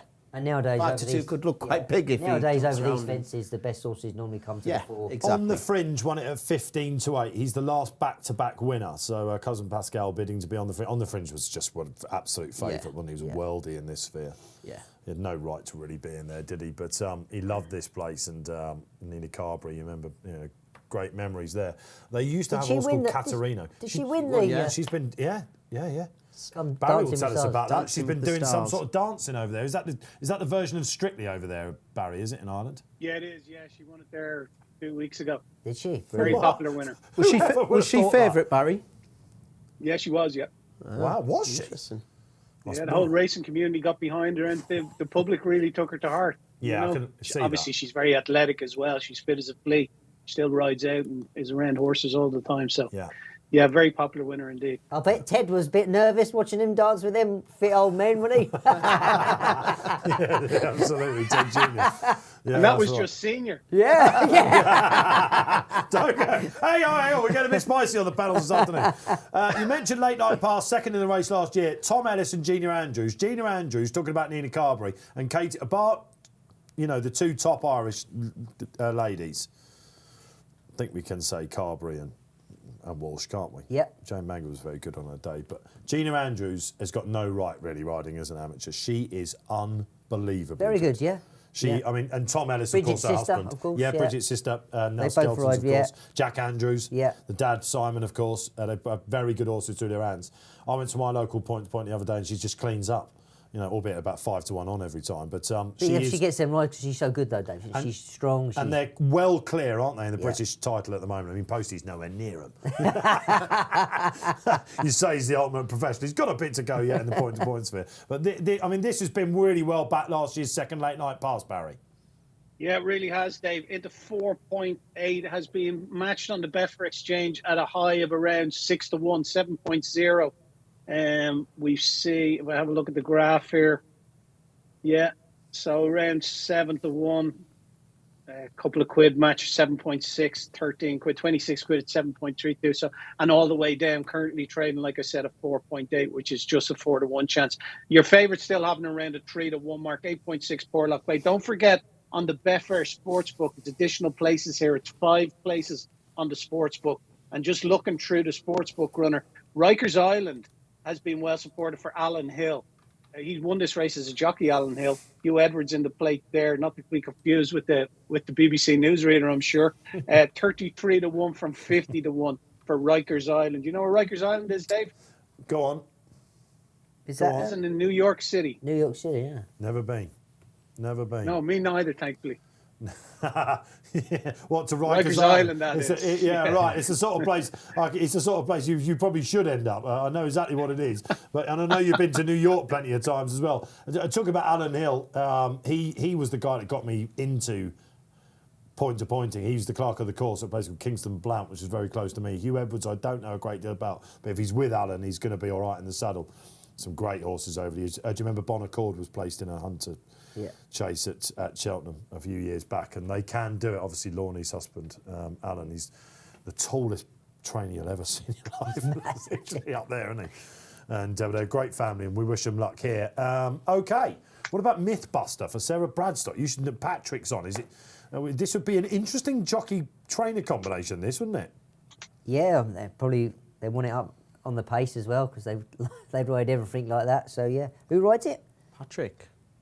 Really? Yeah, because the daughter usually rides in the points and has won How a come Hunter she Chase. don't ride that then? Do you have to- Patrick, this is very. I mean, Patrick, very good record over these. Live, laugh, laugh. Do you remember that at the Topham? That was ridiculous, wasn't it? I mean, we're talking about like amateurs who are like much better. I mean, he's Grade 1. Billoway, multiple Grade 1. I mean, some lot that, wasn't it? yeah, and like they went.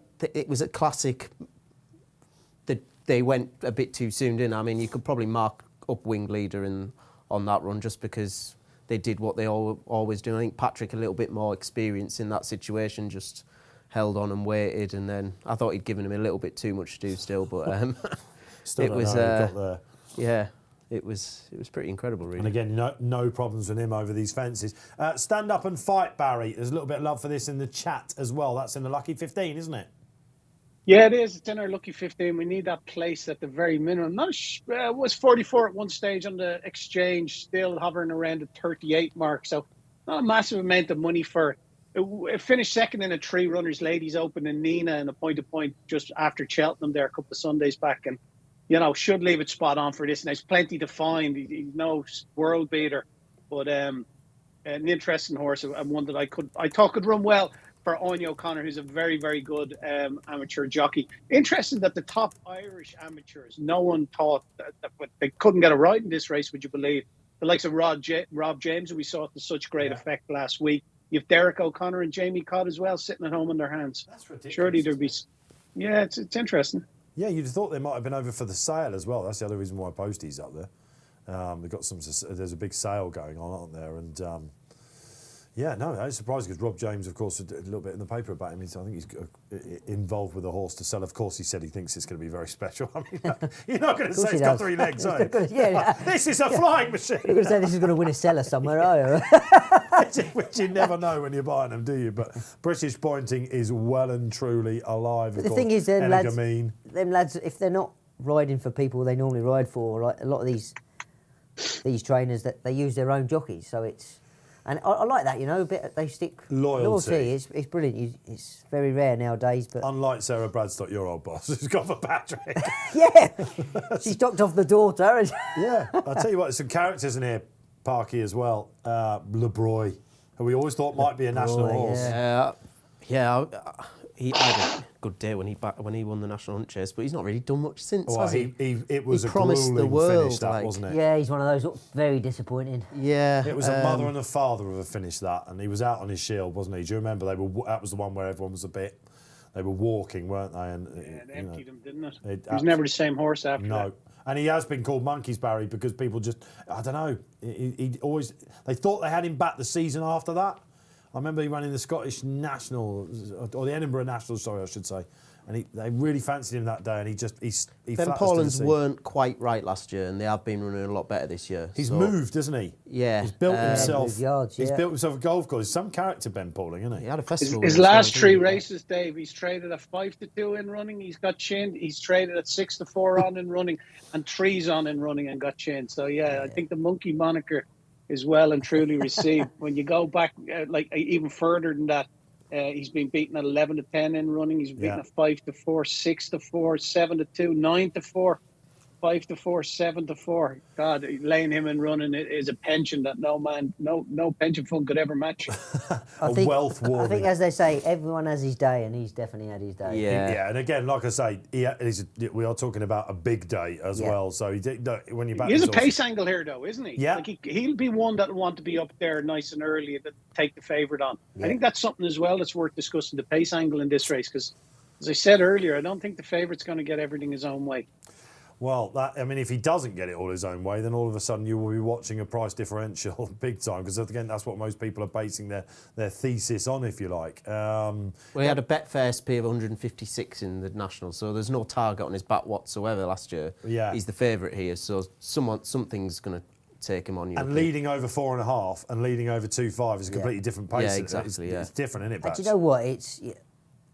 Listen, it's the same with it, whether it's the Topham or the National. It's a big race for them. You are hyped up, and if you want to be Andy, over them first few, the blood's up, and if you jump them well as well, it's good time. Go on, Barry. The other thing worth discussing with the favourite is last year it was trained by Jessica Harrington. Yes. Went to Ollie Murphy, just the one run with Ollie Murphy, and now Sam's training it himself. Yes, under his dad's name, of course. Is that a trainer uplift? No, but Robert Whaley Cohen under this moniker has had, Caterino, do you remember him? Yeah. He used to run in Triumph Hurdles, used to come and win this race. He was a short price to win this race every year when I was first getting into racing. They have had him, haven't they? What are the other horses? Rajani Express, do you remember him? Yeah, he went from Henderson to... They do get them. Who was there? Some very good... Libertine? Libertine, They do much, though, since getting them. That's the thing. I can't remember Rajani Express doing... We're talking about, they've got proper facilities, these people, And listen, his form this year is not too bad. He was beaten odds on last time by Shantu Flyer, but Shantu Flyer's a good horse, I think, again, Cat It depends. Tiger is He's- a chance here. But you think about Chantu in the same colours, Dave would have had this one all the while, third last year. Paul Up Bay is the fly for me with Jet. Look, Fox Hunter winner last year at the Cheltenham Festival. How he outstayed Bellaway that day, I still don't know. Will Biddick is on. He also trains, of course. This is considered a proper 2.5 miler in points. You know, again, Batch, people don't quite understand, do they? When they win, especially British points, when they win British points, it doesn't mean they're going to want 3 miles under rules, does it? No, not always. And Will Biddick is a great rider. Talk about very good riders. If his weight was better off, he would have turned professional and made a great living out of it. Yeah. Because he is a very, very good rider. Yeah, okay. And he spent time with Nichols, and so he knows how to train. And I say, Sam Whaley-Cohen, his dad's name's on the licence, but he's probably got good people in the yard running the place. I bet his teeth are gleaming, Jets, don't you reckon? Gleaming, yeah. He's got a real nice smelling breath. I bet he's absolutely Listerine everywhere. But we're coming up to the national fences. The first of 3 races we're coming you for live this afternoon and throughout the week. We'll be with you until around about 5:50 on Saturday because the national is at 5:15. We've had Fiddler on the Roof.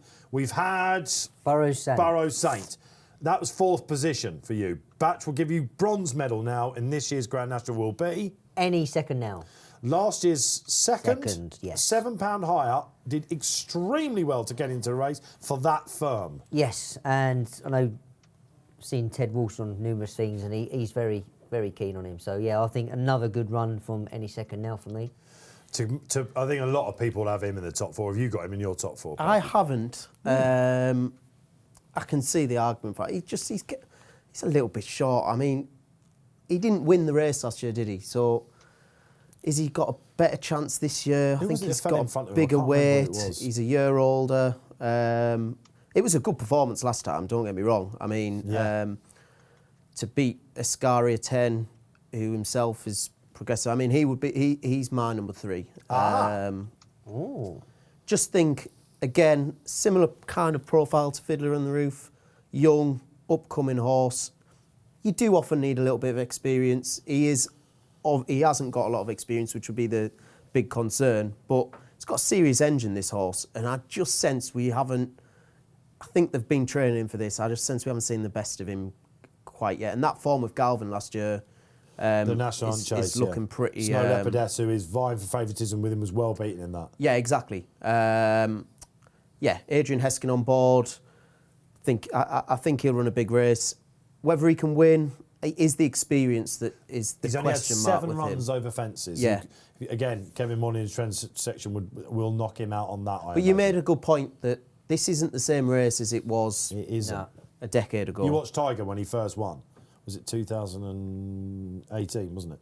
He walked through a lot. I backed him. I was like, thank goodness. He's walking through the top of the fences. Didn't he, or the second But he just last, was skipping through the birch at the top. It's like he wasn't there. Yeah. Like it was paper. I mean, Tiger Roll had an awful lot of runs over fences. I mean, he was a novice and then cross country. He won everything, Triumph, and I don't know. Yeah, it's a good point to make. He was the first 8-year-old for a long time, that's for sure. Well, underneath now these national fences is the Easy Fix fences, isn't it? That's how they build it now. You've got the Easy Fix fences, so you say, you do get away with a lot more now, and all right, brings a lot of horses into play. Third place. Any second now. Third place, Ascaria 10. Both fought out the Bobby Joe barriers. They get ready for the Fox Hunter. We've got prices on sports, but for Any Second Now, who, if you were doing a What Starts favourite market, I'd make him favourite in that. Snow Leopardess seems to have a lot of momentum behind her, Dave, and there's a good story. You're going to get a lot of recreational punters backing her, but Delta Work and Snow Leopardess are 8-1 each of 2 at the moment. Any second now is 9-1, and it's 12 bar. The horse that sneaked in at Clare Surf is a 12-1 chance, along with Ascaria 10 and last year's winner Manila Times, who's come in from 14. Money for her again. So you're looking at that kind of recreational punter. They're the ones that's going to drive the price down, and if it's anything, it's probably the grey Snow Leopardess. This is the one race in the year. Izzy Marshall. Come on. Let them go. They're not going to go, are they? Let him go. He's giving them every chance here. He's not letting them go. No, the flag is remaining up. That's Where's one right Who's wide? that, Robbie Supple? Or Robbie Supple, do you know what? I love Robbie to bits. Who's Barry. that that hasn't joined the field. That's what it is. Yeah, is that the horse on the wide sizing? outside No, hang that on a never minute. joined the field. I'm We'll trying to let see who Robbie that off. is. It's either Ferocious or it's... It was the... Is it Ferocious? It's not that race. That was Mythbuster. 20... Again. 19. Look. No, right down the bottom there. Yeah, Mythbuster's number 14, isn't he? Bogan. Hang on a minute. Patrick has That's dismounted. withdrawn. Now, will Sam get the rail again now when they reline up? This is... would Sam Wadey-Cohen be with no Codd and O'Connor? Do you reckon he'd be the McCoy in the pack here? Do you know what I mean? Or the Walsh? You're not having the alpha male. Yeah, Nah, I wouldn't have thought the so. alpha male Wouldn't have in the thought so. pack. Yeah, absolutely. If you want your teeth done, boys, if you want your molars fine, let me have the inside. What's this right on the outside? Look, Is it 17? It's that golden toboggan. is it golden Yeah. toboggan? Toboggan, Or toboggan, sorry, yeah. toboggan, whatever. Okay, yeah, the colours that we haven't got in the paper. Number 12 is it? Well spotted, Parky. So at the moment, Alice Stevens, Julie Wadland's horse is holding up matters. I mean, they were all ready to go, and there were two that were having a shocker. Has Patrick got back on Mythbuster? Yeah, he jumped back on, yeah. Okay, good. I thought he was getting withdrawn from it. He's back on. Right. The Mayor's bumper at the end of the when we go off air as well. That's always a cracker, isn't it? And keenly contested once again. This will be interesting now, the old standing start. Yeah, Jet looks like he's about to turn, so they can't Nope. let them go just yet. If you've gone big on Jet, you're praying now, aren't you? This standing start. The flag is up, and They're away off. they go. And Sam Wadey-Cohen, the alpha male, indeed has got the inside. Does he lead over the first? Look away, Parky. Oh, couple of fallers. Oh, hang on. Oh, We have one that's that's gone unseat. Two And two unseats. unseats. Golden Toboggan was one of them. Who's the other one? Looking for the colours on the lot. Michael's pick, Can't is it? see. Very difficult. No, It was the brown colours. The Dell checker out. The Della checkers out as well, thank you, Barry. And the standing start was not good for LeBroy. He's gone right to the back of the pack. And last year's winner, Cousin Pascal, is saying, Jet, you ain't having your own way, mate. I am going to lead you. Wadey-Cohen will be livid at James King about this. But he is leading over the second. Right across him, jumping the fence. Right across him, jumping the fence. Jet isn't liking this, Barry. What price has he gone out to? Out to 6. No, at the moment he's currently trading and running at 6.0. Yeah, 5-1 he's out. Is that an overreaction, Parky?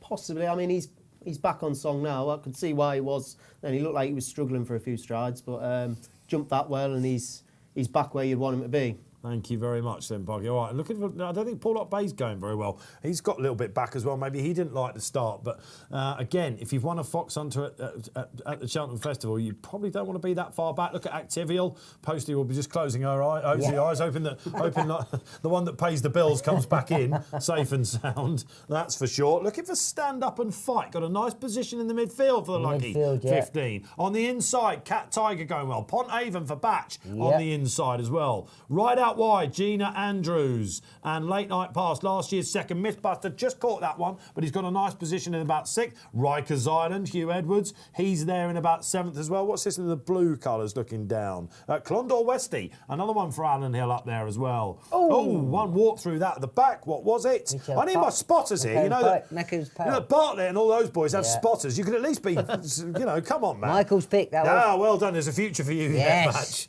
Michael's pick not lying. I'll tell you what, Activial's. That is not liking them. That's got to be pulled long up. old in a way minute. home for Posty. It's going to be. I can tell you that much. But it is Cousin Pascal. Favourite doesn't seem to be having it at all. No, he He's does 17. not. David Maxwell looks to be getting a lovely spin on Oh, dear. Jet is hating the fact he's not leading. It's that simple. Look at the head on him. While Wadey-Cohen is doing his best, he's pulled him off to get him more interested. You can't He's out discount to him. 29 and getting reminders. If you're on the liking that. fav at 11 to 4, all of a sudden you're thinking, why didn't I just play and running? But it is last year's winner, Cousin Pascal, who won first time up. He beat Bob and Co, of course, pulled up in the one in Big One at Cheltenham. He's right back on song. Winging over, 3 going clear. LeBroy's made some eye-catching progress from the back. He's going along nicely. Which one, LeBroy. Parky? LeBroy. Yeah, he's just caught the back of this front. That looked tiny, didn't it? Beaches We have there, got some Tom. stragglers, haven't we? Bigger As we than go that on in to my the far day, Tom. side. Beaches look tiny there. We're coming up to the Canal Turn, are we? I think we might be. Yeah. Again, where's my spotters when you need them? We are indeed. Yeah, Cousin we are, Pascal, 3 lengths clear. Last year's winner. Again, I don't know. Marcus will be loving it. Look at Late Night Pass as well, last year's second. So at the moment, guys, Canal Turn as we go. Oh, Clondor Westy went there and caused a bit of carnage in behind for stablemate Rikers Island. He's up. Oh, another faller there. One slid down there as well. Activil's still going out the back. I'll tell you what, Posty will be able to drive home by the time that finishes, I think, won't he? What's this again? Keep catching my eye on the blue and the yellow. What is that? That is. What is that on the Condor Westy? That is Wesley. Condor Westy. Okay. Yeah. I didn't have much luck at the canal turn, but isn't out of it. Mythbuster, Patrick Mullins rowing away. Pont Avon. Stand Up and Fight is the creeper. If there's one in there. That is creeping. Miss Amy O'Connor, she, again, Cousin Pascal, these Look at front Cat runners. Tiger. Go on, then, Maxwell. We'd love to see Maxie Go on, do then, this. Maxwell. Okay, late night pass. So at the moment, 1-2 from last year, 1-2-3 from last year, dominating the race. Rikers Island, Hugh Edwards, he's trying to get into it. What a new story that would be. Oh, that just hit it. Porlock Bay creeping. Stand Up and Fight again. To know, she needs to get a move on, doesn't she? Here we go then. We're coming to what, 3 out, Parky, is it? Yeah, I think so, yeah. Between the 3 in front, according to the exchange. Anyway, 6-4 late night pass, 7-2 Cat Tiger, and 7 Porlock Bay. Maxie is absolutely desperate not to get there too soon. There's been a Come couple on, of races Maxie. this year where Be on he's hit the Cat front. Tiger. Royal trading at 8-1 on the exchange. Yeah, so that's two getting bang in Two left to contention. go. If there's a closer, it's Two. now him. He got left at the start pretty much. Two left to Ben jump, Pauling though. sauce under Peter the one who's Mason, ridden the one of the course. Corinthians of the sport. Okay, we're turning from home. Oh, this gives you gets Come on, you back up for Maxie. Saturday, doesn't it? Look at Porlock Bay creeping as well. He's the class angle. All right, 2 outs. Cousin Pascal, late night pass just about takes over. Whoa there, Come on, Maxie. Whoa, whoa, Come on in the whoa. minutes on the bridle, Whoa, Cat Tiger. Maxwell, whoa. Now the boys get only 4 in it, Whoa, surely. Davey, whoa. Here we go. Cousin Pascal lost his winner, now looks set for the bronze medal, maybe 4th. Gina Andrews Go on, must. Dave. Look at Maxwell. Oh my goodness Whoa. gracious me. 5-4 on Paul Gina. Bay. No, he's not going to Switch, get there, Dave, is he? that's it. Come on, Maxie. At the moment, Gina Andrews, Tom Ellis, they're cleaning up in the British point-to-point table. on, Maxie. And now Come on, she's starting to Maxie. go. Go This on, is where the Maxie. fumes come. Go on, Maxie. We want to Go see on, Maxie. Maxie. Go for her, on, Maxie. Go on, Dave. Aye, Go on, Maxie. Dave. Gina Andrews, though, she's not going to get any of it. Go It's a long on, way over Dave. there. Last on, year's Maxie. second looks Go like on, it's going to go Maxie. better. Cat Tiger's not quite going to do it for David Maxwell. Close, but no cigar. Gina Andrews Great whops run. the air. Great run. Absolutely sensational. They could do no wrong between the flags. Great to see British pointing so well What was represented third? I there. don't know what was third. I think it might have been Porlock Bay Porlock in the Bay end it that was was, I third. We'll think, pick yeah. that up after Barry gives us the update. He must have gone low, the cat. 1.50 for 800 quid was the lowest Cat Tiger traded at. The third was Porlock Bay. I think he traded at a low of 4.9. Cousin Pascal traded at a low of 3.6. LeBroy, who was out of it from Flagfall, actually traded at a low of 6.6 in running. And your favourite, Jet, didn't trade any lower than 3.3. I think that was pre-race as well, so he didn't trade low in running at all. But yeah, you said it beforehand in the studio there, Gina Andrews, you know, how she's such a good jockey as an amateur, and it shone through there, didn't it, really? She is brilliant. She's absolutely fantastic. Of course, husband Tom Ellis trains second in the race Jet last pulled year. up. Which one? We Jet win was our pulled 50 up, quid Barry. there. Jet pulled up, yeah. We win our 50 quid in the winning place market there. Yeah, so what are we? 4 races down. Barry 3 from 4 so far. Took on Jet. There'll be a few long faces out in the office, I can tell you that much. Again, just didn't get the lead, did he? Just didn't fancy it. No, chucked the dummy, toys out the pram, and yeah, tools down. So. Didn't fancy it. Cousin Pascal, who ran a blinder for a long way, probably just feeling Cheltenham a little bit, you'd think, but exciting race, Parky. Yeah, it was very exciting. Thought he was going to do it. Just thought he timed it to perfection, but she was just a little bit too strong in the finish. But he's going to win. He's going to get there. He will get there one day. It's his lifetime ambition to win at Cheltenham. Yeah. But of course, this will be. And again, you know, last year's second beat last year's third there. Yeah. Yeah. Yeah. And Paul Bay running in. That's classy Hunter Chase form, isn't it? For sure. And exciting race. We're 1 down over the national fences and 1 to go here on the opening day of the Aintree Grand National meeting here on Racing Post Live with our sponsors Betfair. Dave Orton, Mattie Batch, Tom Park, stunning stuff from the lads so far, and Barry Orr. He's absolutely on fire for the Retraining of Racehorses charity. He plays in every single race. Have you got a few quid for Sir Barry Orr? Some of you were talking about knighthoods. Of course, do you remember when Dolphin Square won for Maxie on New Year's Day, Barry? And you put it out of the park. One of my highlights of the year so far, bar none. Yeah, I would love to see him get up there, in fairness now. No disrespect to the winning connections, but he's good for the game, isn't he? He got there and he got down into drive position there, but there was no getting by Gina Andrews. She wasn't having it at all. So he's got a great spin off the second, though. So can't be too disappointed or dismayed with that. And when you speak to Paul Nicholls, as Barry will know about this chap, and of course Bob & Co was considered to be one of the better hopes for the ditch sheet going in, and it sort of summed up their week, Parky, didn't it, when he went early, to early unseating. He does, he has, I said to Paul, does he come down and school the horses a lot? And he goes, oh, well, only, sort of after the winter's passed, pretty much. He's got horses with Hobbs as well, hasn't he, and a few others. And he has one under rules, Handicap Hurdles, Dolphin Square, New Year's Day, Cheltenham. Great ride. I said to Paul, has he asked for instructions? And he said, well, he did actually once say to me, he said, and Paul thinks he's great, right? He really does. But he said, he once said to me, give it to me straight, governor, sort of thing. He was like, give it to me. So he went, well, I talked to him like I talked to Cobden. He goes, the phone went dead. I didn't hear from him for a little while. He gave him a lambasting. He said, well, perhaps I shouldn't have done that. But after, it was Cat Tiger, actually, wasn't it, in Newbury? Was it Newbury? Where he hit the front? Yeah.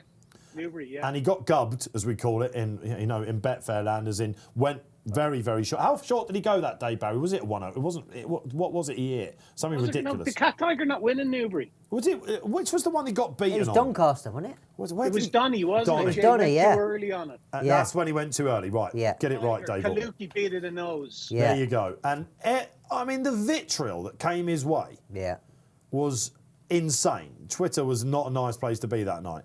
And he got himself together, and Paul said he had a word with him, and it all went perfectly afterwards for him, didn't it? And he would have ridden to instructions there. In his head, 2 out, he'd have been thinking, go for it, David! Yeah. But he held it. He couldn't have done any more there, could he? No, I thought he gave it a good ride there. I was willing him on. I mean, he's gave it a peach. He's learned. He was saying not to. Don't. Yeah. Whoa, and he didn't. Yeah, he was biding his attacked at the right time, and if you'd run the race 10 times over, you get the same result, I think. Do you have a gut feeling? Obviously disappointing. Everyone's disappointed finished second, but do you have a gut feeling whether you could have done any more at the end of a race? Of course you do. You sort of go back, you analyse, you think, wow, if I'd have done this or done that. But I think honestly, you could look back on that tonight and say, you could say, I would not ride that any differently. Yeah. I don't. You couldn't. And the strength in the saddle from Gina was just evident, but he probably did just get outstayed. Yeah. By a proper stamina horse in late night pass. Well, British pointing to the 4 then. We'll be back for the Topham tomorrow, the mini national, same course and distance, 2 mile 5, another wide open race there. And then, of course, the third of the famous races over the fences is the national, the final race of the week here. Every Saturday this year we come to you on Racing Post Live. We have great feedback and numbers. Cheltenham was an absolute blast. This is the icing on the cake, isn't it? We'll soon be switching our attentions solely to the level. Of course, we've got Sandown to come as well. But it's been a great jump season, hasn't it? I think we can say that. Do you remember when we did the big jump off, which is our weekly new pull-out that Parky edited for us? The appetite's never been wetter. That was the line I used. Yeah. I think it's been borne out. We've been lucky, of course, here that the crowds have maintained throughout. Wasn't always the case in Ireland, of course, but they're now fully caught up. It's as good as we could have hoped for, isn't it? Jump racing's absolutely. I mean, in terms of like people enjoying it, everyone loves the jump racing. The big jump off, everyone was in awe of it. They were just couldn't wait to get reading about the jump season, which made my life a lot easier because it's been a great season. I mean, the festival itself, it's probably in terms of I was chatting to some of the boys, and in terms of quality, we had really good novice hurdlers. I mean, the field sizes we were questioning before, but real good novice hurdlers, really good novice chasers. I mean, the Gallop and Deschamps and Edwardstone, like it was really good to watch. And we had a runaway Gold Cup winner who probably the best we've seen since the likes of Courtauld Star and Denman. And then Honeysuckle, I mean, and Rachel Blackmore. What more could you want? It was a brilliant festival, brilliant jump season for headlines. It's great to see crowds back. On the Tuesday, I've never seen that many people. I sort of went across to meet some mates and looked back, and I don't think I've ever seen. It was like a Gold Cup day. It was absolutely heaving. Yeah. It's a shame Shishkin is out for the season and stuff. The two excuses that were certain to come was Bob Oniger and Shishkin, and they both in the last week and a bit come, haven't they? Yeah. So hopefully they'll condition. get back to something like the best. And I mean, they're there to add to it. They were the only downers really on the week, and Tiger Roll maybe not winning, but even that was quite good to see. Like it was kind of the passing of the guard, and he went out like fighting. He did go out on his sword, and it was good to see it like that. You didn't want to see him come in like Courtauld Star and Q Card did, being pulled up.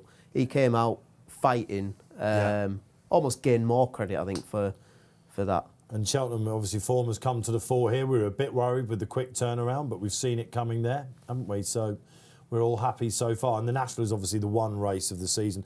Everyone talked about crowds going back to Cheltenham. It got forgotten a little bit that this was the meeting that had perhaps really suffered year on year. Because Liverpool lights up, they light Cheltenham with the trade, they rely on it so much, all the hotels are full. Ladies' Day tomorrow. The tabloids, I mean, there's a lot going on out there in the world at the moment, but I call it guarantee... Oompa Loompa Day. Do you? Yeah. What, lots of... Just a sea of orange. Lots of fake tans. If it rained, one year it was up there, the tans everywhere, and it's raining, it was like the sea. All the tabloids will have it. They can't wait. You get people that are usually on, What is the weather like there for the rest of the week? Is it... It's supposed to be good Saturday, I think, yeah. Good question. Because my word, it was windy today. When I was walking the dog, it was windy. Like, you want to be going racing. Not a pleasant day. Was doing the your first hair for thing the... I saw from David Carr, who's our roving reporter up there. But again, it's a bowling green up there, Batch, isn't it? We don't race on it since December, do we? So it's absolutely perfect. The fans don't care up there. No. They'll be out in their force, and it's a brilliant place to watch. It's just a great few days, because unlike Cheltenham, most lads, you'll all go home because they're not far, but Aintree... It's less serious. Cheltenham's really... Every time you go to Cheltenham, there's a serious kind of... Yeah. When you go to the likes of Aintree and other places, it's a little bit more relaxed. Even Punchestown, it's a lot more relaxed. There's people there they're kind of there for a good time and watching racing. Well, Aintree and Ayr, like the boys, you're more or less...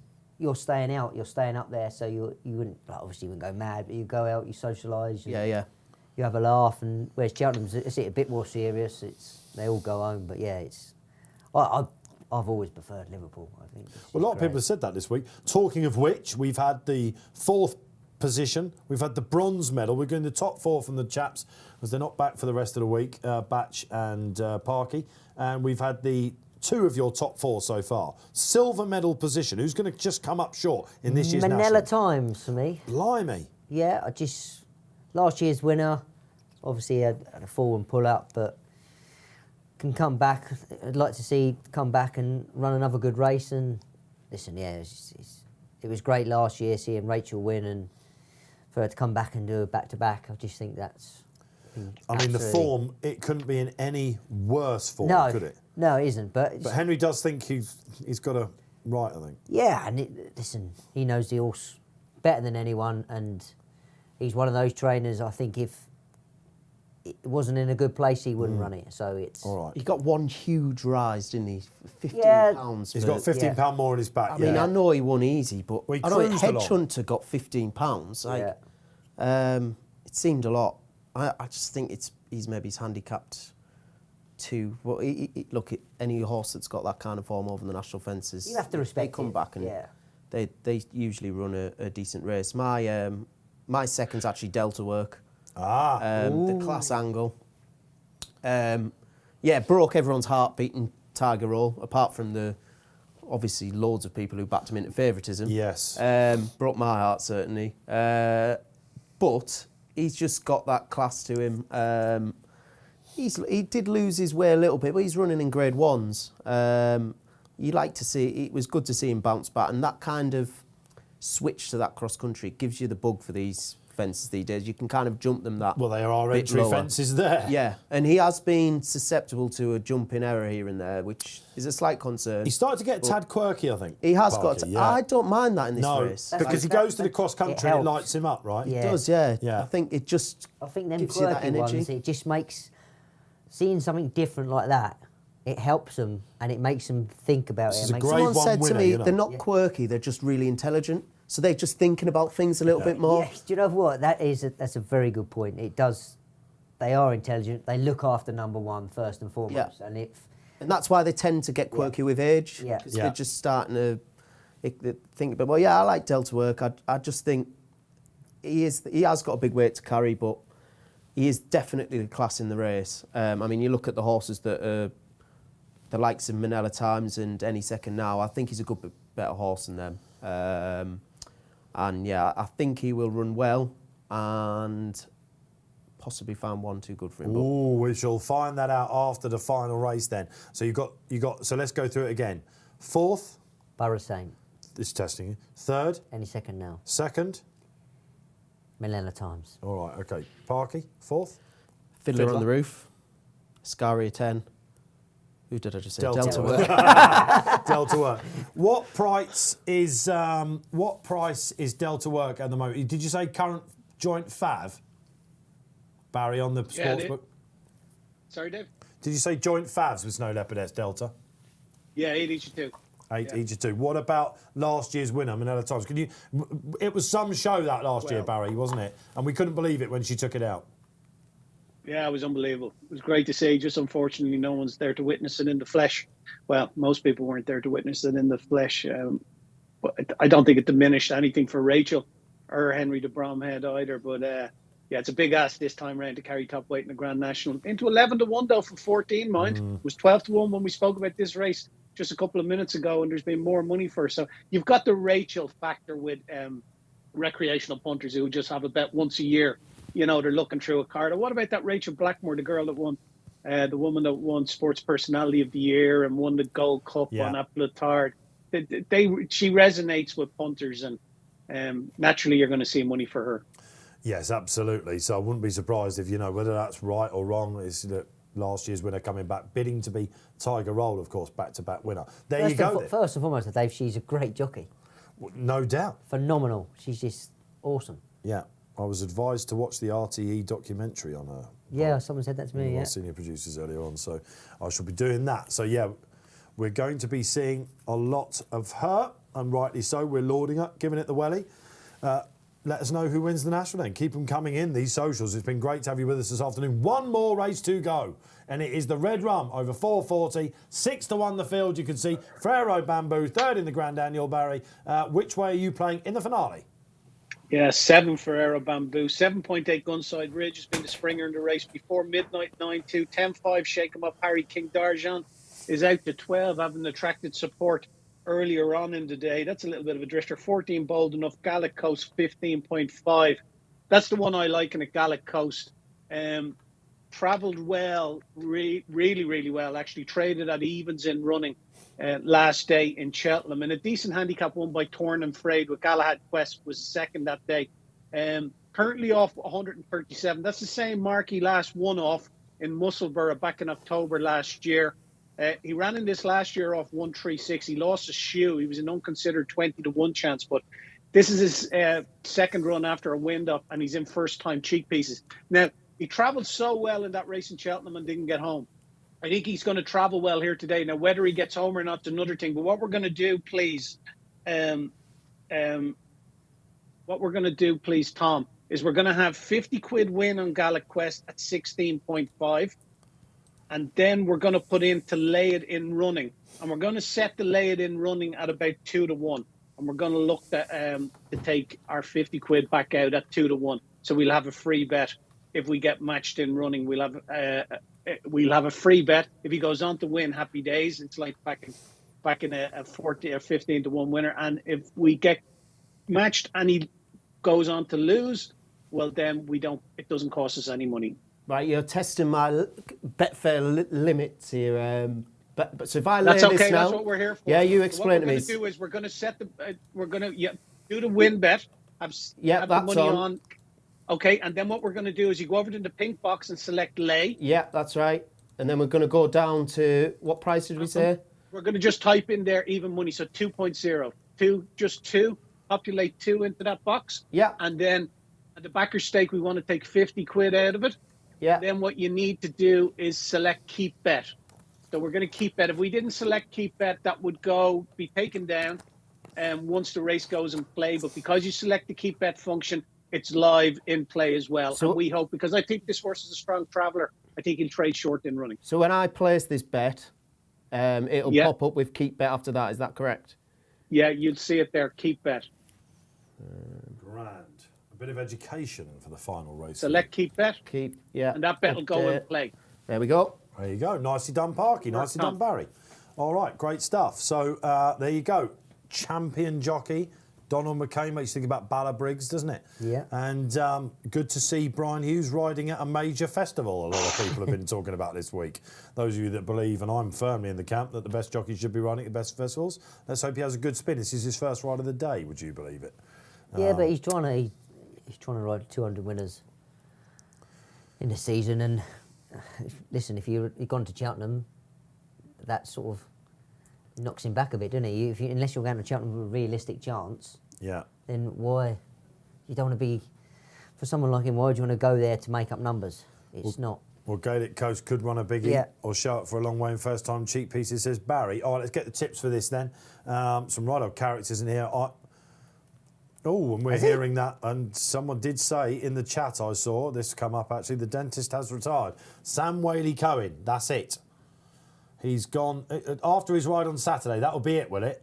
I've got Dave. Was he retired now? Yeah. After. All right. He's basically saying it now. Some story, wouldn't it? Well, yeah. Noble Yates, then, if you believe in these sort of things, will be Mr. National. I'll tell you what, I would have retired 10 years ago if I had money in his banking. What are you bothering for? What he had in his bank. Wouldn't have even ridden in Jersey. I wouldn't even gone to Jersey. Well, look. It's some record, as we mentioned beforehand. He's, long run is the All the horse very that you best really to him, think yeah. of. Lovely lad. Yeah, he is. Yeah. He's happy to stand and have a chat, Sam. Yeah. And yes, all right. Well, we wish him all the very best. Retiring after the Grand National. I wonder whether there could be one or two more. Certainly one I'm thinking of in particular. That if he was to take it out, we might be seeing an announcement as well. All the drama building for 5:15 on Saturday. Right, some characters in this Red Rum Chase then. I wanted to tip Gunsight Ridge, and then I'm not totally sure that this is the race for him. The one time he tried 2 mile forward was behind Long Press. We all called him a few names that day because he has been, as Barry tells us, and it's a game that Barry likes to play. When he goes, those defeats, he goes low. He's always backed this horse. He's being backed again. Is he really a 2-miler? He's going to need them to fall in front of him, I think. And King D'Argent for me made more sense. Much better run from him again last time. Real game performance. Just missed the last, I think. He did. Yeah. And if Harry Skelton can get him, in a rhythm, 3 out, I think he wins. He's handicapped to win the race. King D'Argent for me in the last for the Skeltons. Hopefully a bit of luck. Then Protectorat. Batch. Yeah. I liked King D'Argent. I liked Before Midnight. Farouk Bamboo. Obviously beat Gunstead Ridge. Yeah. Behind Dollis. Farouk Baru. In the Johnny Henderson. Behind Farouk Baru. Farouk Baru. Yeah. We'll Pharaoh see Rocher. some interesting pronunciations on this. Oh, yeah, I think the favourite's going to be hard to beat. You're really spoiling us with that one. Oh, I Batch. know, yes. Okay, you do you? So you're Cheltenham form all the way. Yeah. Grand Annual Horse is coming here. It has been done. I'm trying to think of the names, but one in particular I backed in the race last year, Chris Gordon's horse. I don't think we've seen him this season actually.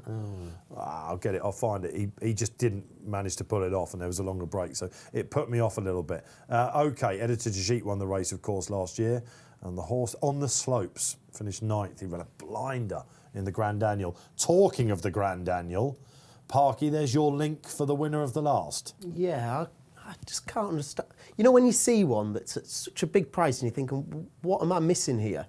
And Sky Pirate falls into that category. I was very keen on him in the Grand Annual. Right. What went wrong? I think he hated the ground. Okay. He definitely doesn't want, they would be open to me, he doesn't want the ground had really gone by heavy that ground. point, really, It had massively gone, like. But he's been dropped £3 for that run, which I think is very generous. But I fancied him off 156 for that. I don't think he's, apart from that race, he's not ran a bad race all season.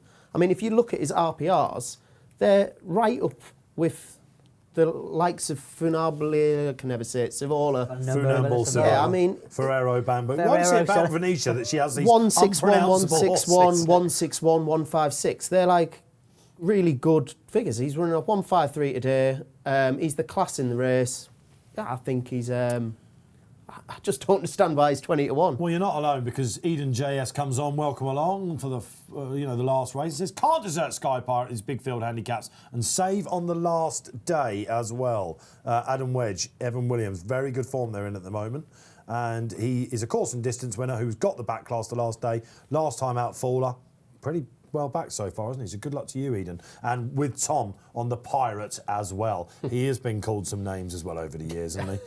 And it was just that season where Tom Scudamore got on his back and it all went right. These big field handicaps are right up his street. Yeah. And 2 miles being the making of him. Nick he Schofield was running over Did he run in a... They tried to stretch him, didn't Run they? a Kim Muir one, yeah? Yeah, Am I thinking of a different horse? Let's have a look. No, they did, and they reinvented him as a 2-miler. Yeah. I remember telling Keely, he was my lay of the meeting at Cheltenham one, and Keely was like, he's my nap. And, of course, Keely came out on top. All right, so let's have a look at the market then, Barry, if you don't mind. This looks like Gunsight Ridge to me might actually go off Fab for Ollie Murphy. Yeah, he's gone favourite at the moment, Dave. 6.8, 8.4 now. The initial favourite for Fiera Bamboo. 8.8 before midnight. Shake 'em Up, Harry 10, 14 King Darjan. Galacos at 18, 15.5 Bold Enough. Don't forget it's an additional place race on the Betfair Sportsbook, paying 5 places instead of 4. We have seen some money for a couple of outsiders in it. 16 from 20 is Dolos. And also money as well for before midnight. Our Gunsight Ridge is into 9-2 favourite as well from 13-2. So he's the gamble in the race on both Exchange and Sportsbook. And don't forget, 5 places on the Betfair Sportsbook. That's it. You're going to need them with sense in this race as well. Absolutely fun and furious. Well, Dolos has beat 2 of these, isn't he? So yeah, he is. Stand down. Don't. He's the one that got away for me this season. Really? It was the first winner Paul had back, and after the Barron spell, do you remember? That was his On race, the wasn't Saturday. it? I mean, it kind of came in his Barron Don't. spell, which, like, It was suggested horrible. how much he kind of had in It hand was the that day day, that but Pete he Dory loves it got there. sunk behind Long Press, wasn't it? Yeah. And he won the first race. It's his race, isn't it? So beat Ferrero Bamboo that day, of course. And Paul likes him. Keels likes him again for this. But we saw him all throughout. Anyway, Barry, Dolos. Time White, do you remember Paul was keen on him for the Grand Annual? He didn't turn up. He was beaten the last day. I thought he would win that at Ascot.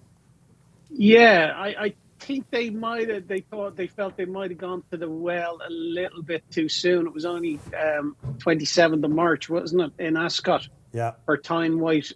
They were teeing him up for the Grand Annual, and the ground went for him. So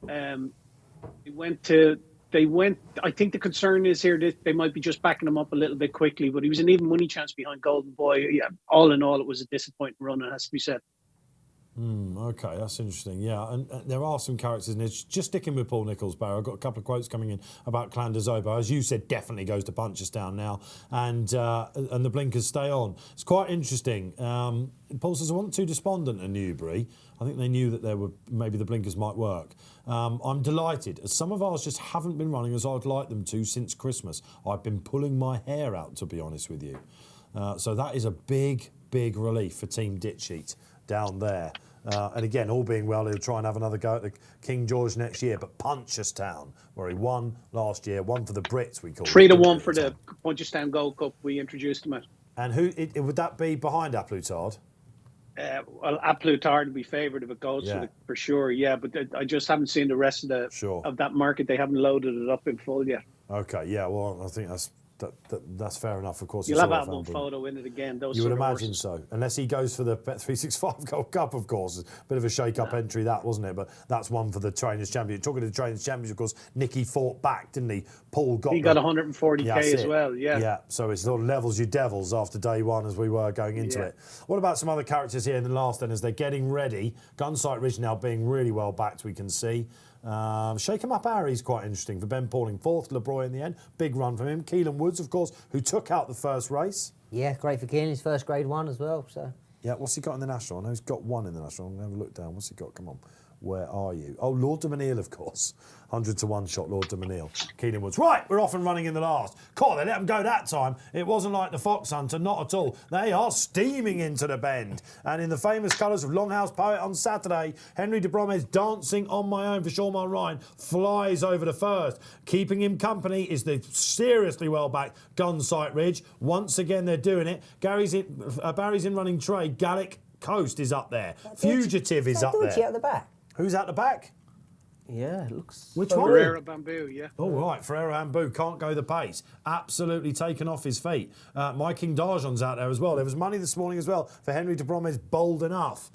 He's right out the back as well. Elixir de Nuts, he's there as well. Where's Sky Pirate, Parky? He's just on the inside in the yellow, yeah. He's he's running the race you would kind of expect him to run. They're going to need them to come back, aren't they? But they're going some lick. I mean, Yeah, I what's think they are. I think it's a bit quicker than 30 mile an hour. Oh, that clock And cannot be Darrell right. O'Keefe doesn't get a rush of blood like that when he's riding Longhouse Poet on Saturday. Oh, he blimey. tore off on the one in front. I tell you what, this is absolute. He's going for it, isn't he? I mean, this is, he was beaten a long way in the Grand Annual last time. He's bouncing off this quick round. Great to see old Bundoran, who's had a sterling season, the old boy. Kieran Gethin's running for Tom George. He's in second. Time White having a nice share of it.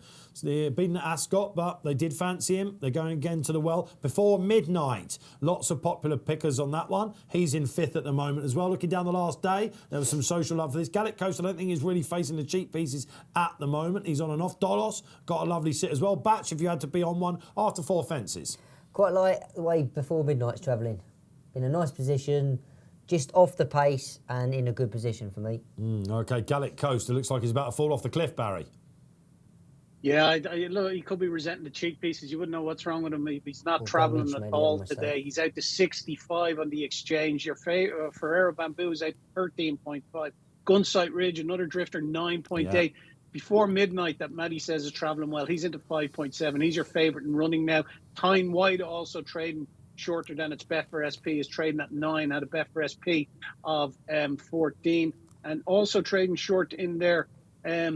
Dancing on My Own is into 14 now. Yeah, that's the front running one, isn't it? Time White hit that. You mentioned just there when Barry was giving the Marcus update. Gunside he hit one. Made a mistake after that. These fences are brutal parking on the back, aren't they? Yeah, they look rhythm. Very much so. I mean, I was just about to say before midnight's jumping like a bunny rabbit, but he just took the top off that one there. So the commentators discussed that happens in this. The last day, there'll be some love for this. The social selection we saw out there, cruising Adam Wedge. He often makes them look like they're going better. They are. Dolos has got a target on his back. Sky Pirate, King D'Argent trying to get into it as well. Gunsight Ridge absolutely bombed out. Look, Ferrero Bamboo will finish. Is it all too late? Shake 'em up, Harry. Not asked a question at all, but loads to do at the moment as the Dancing on My Own skips into the home straight. So the front runner's paradise at the moment. If you had to call it, Parky? I would want to be on Sky Pirate here, I think.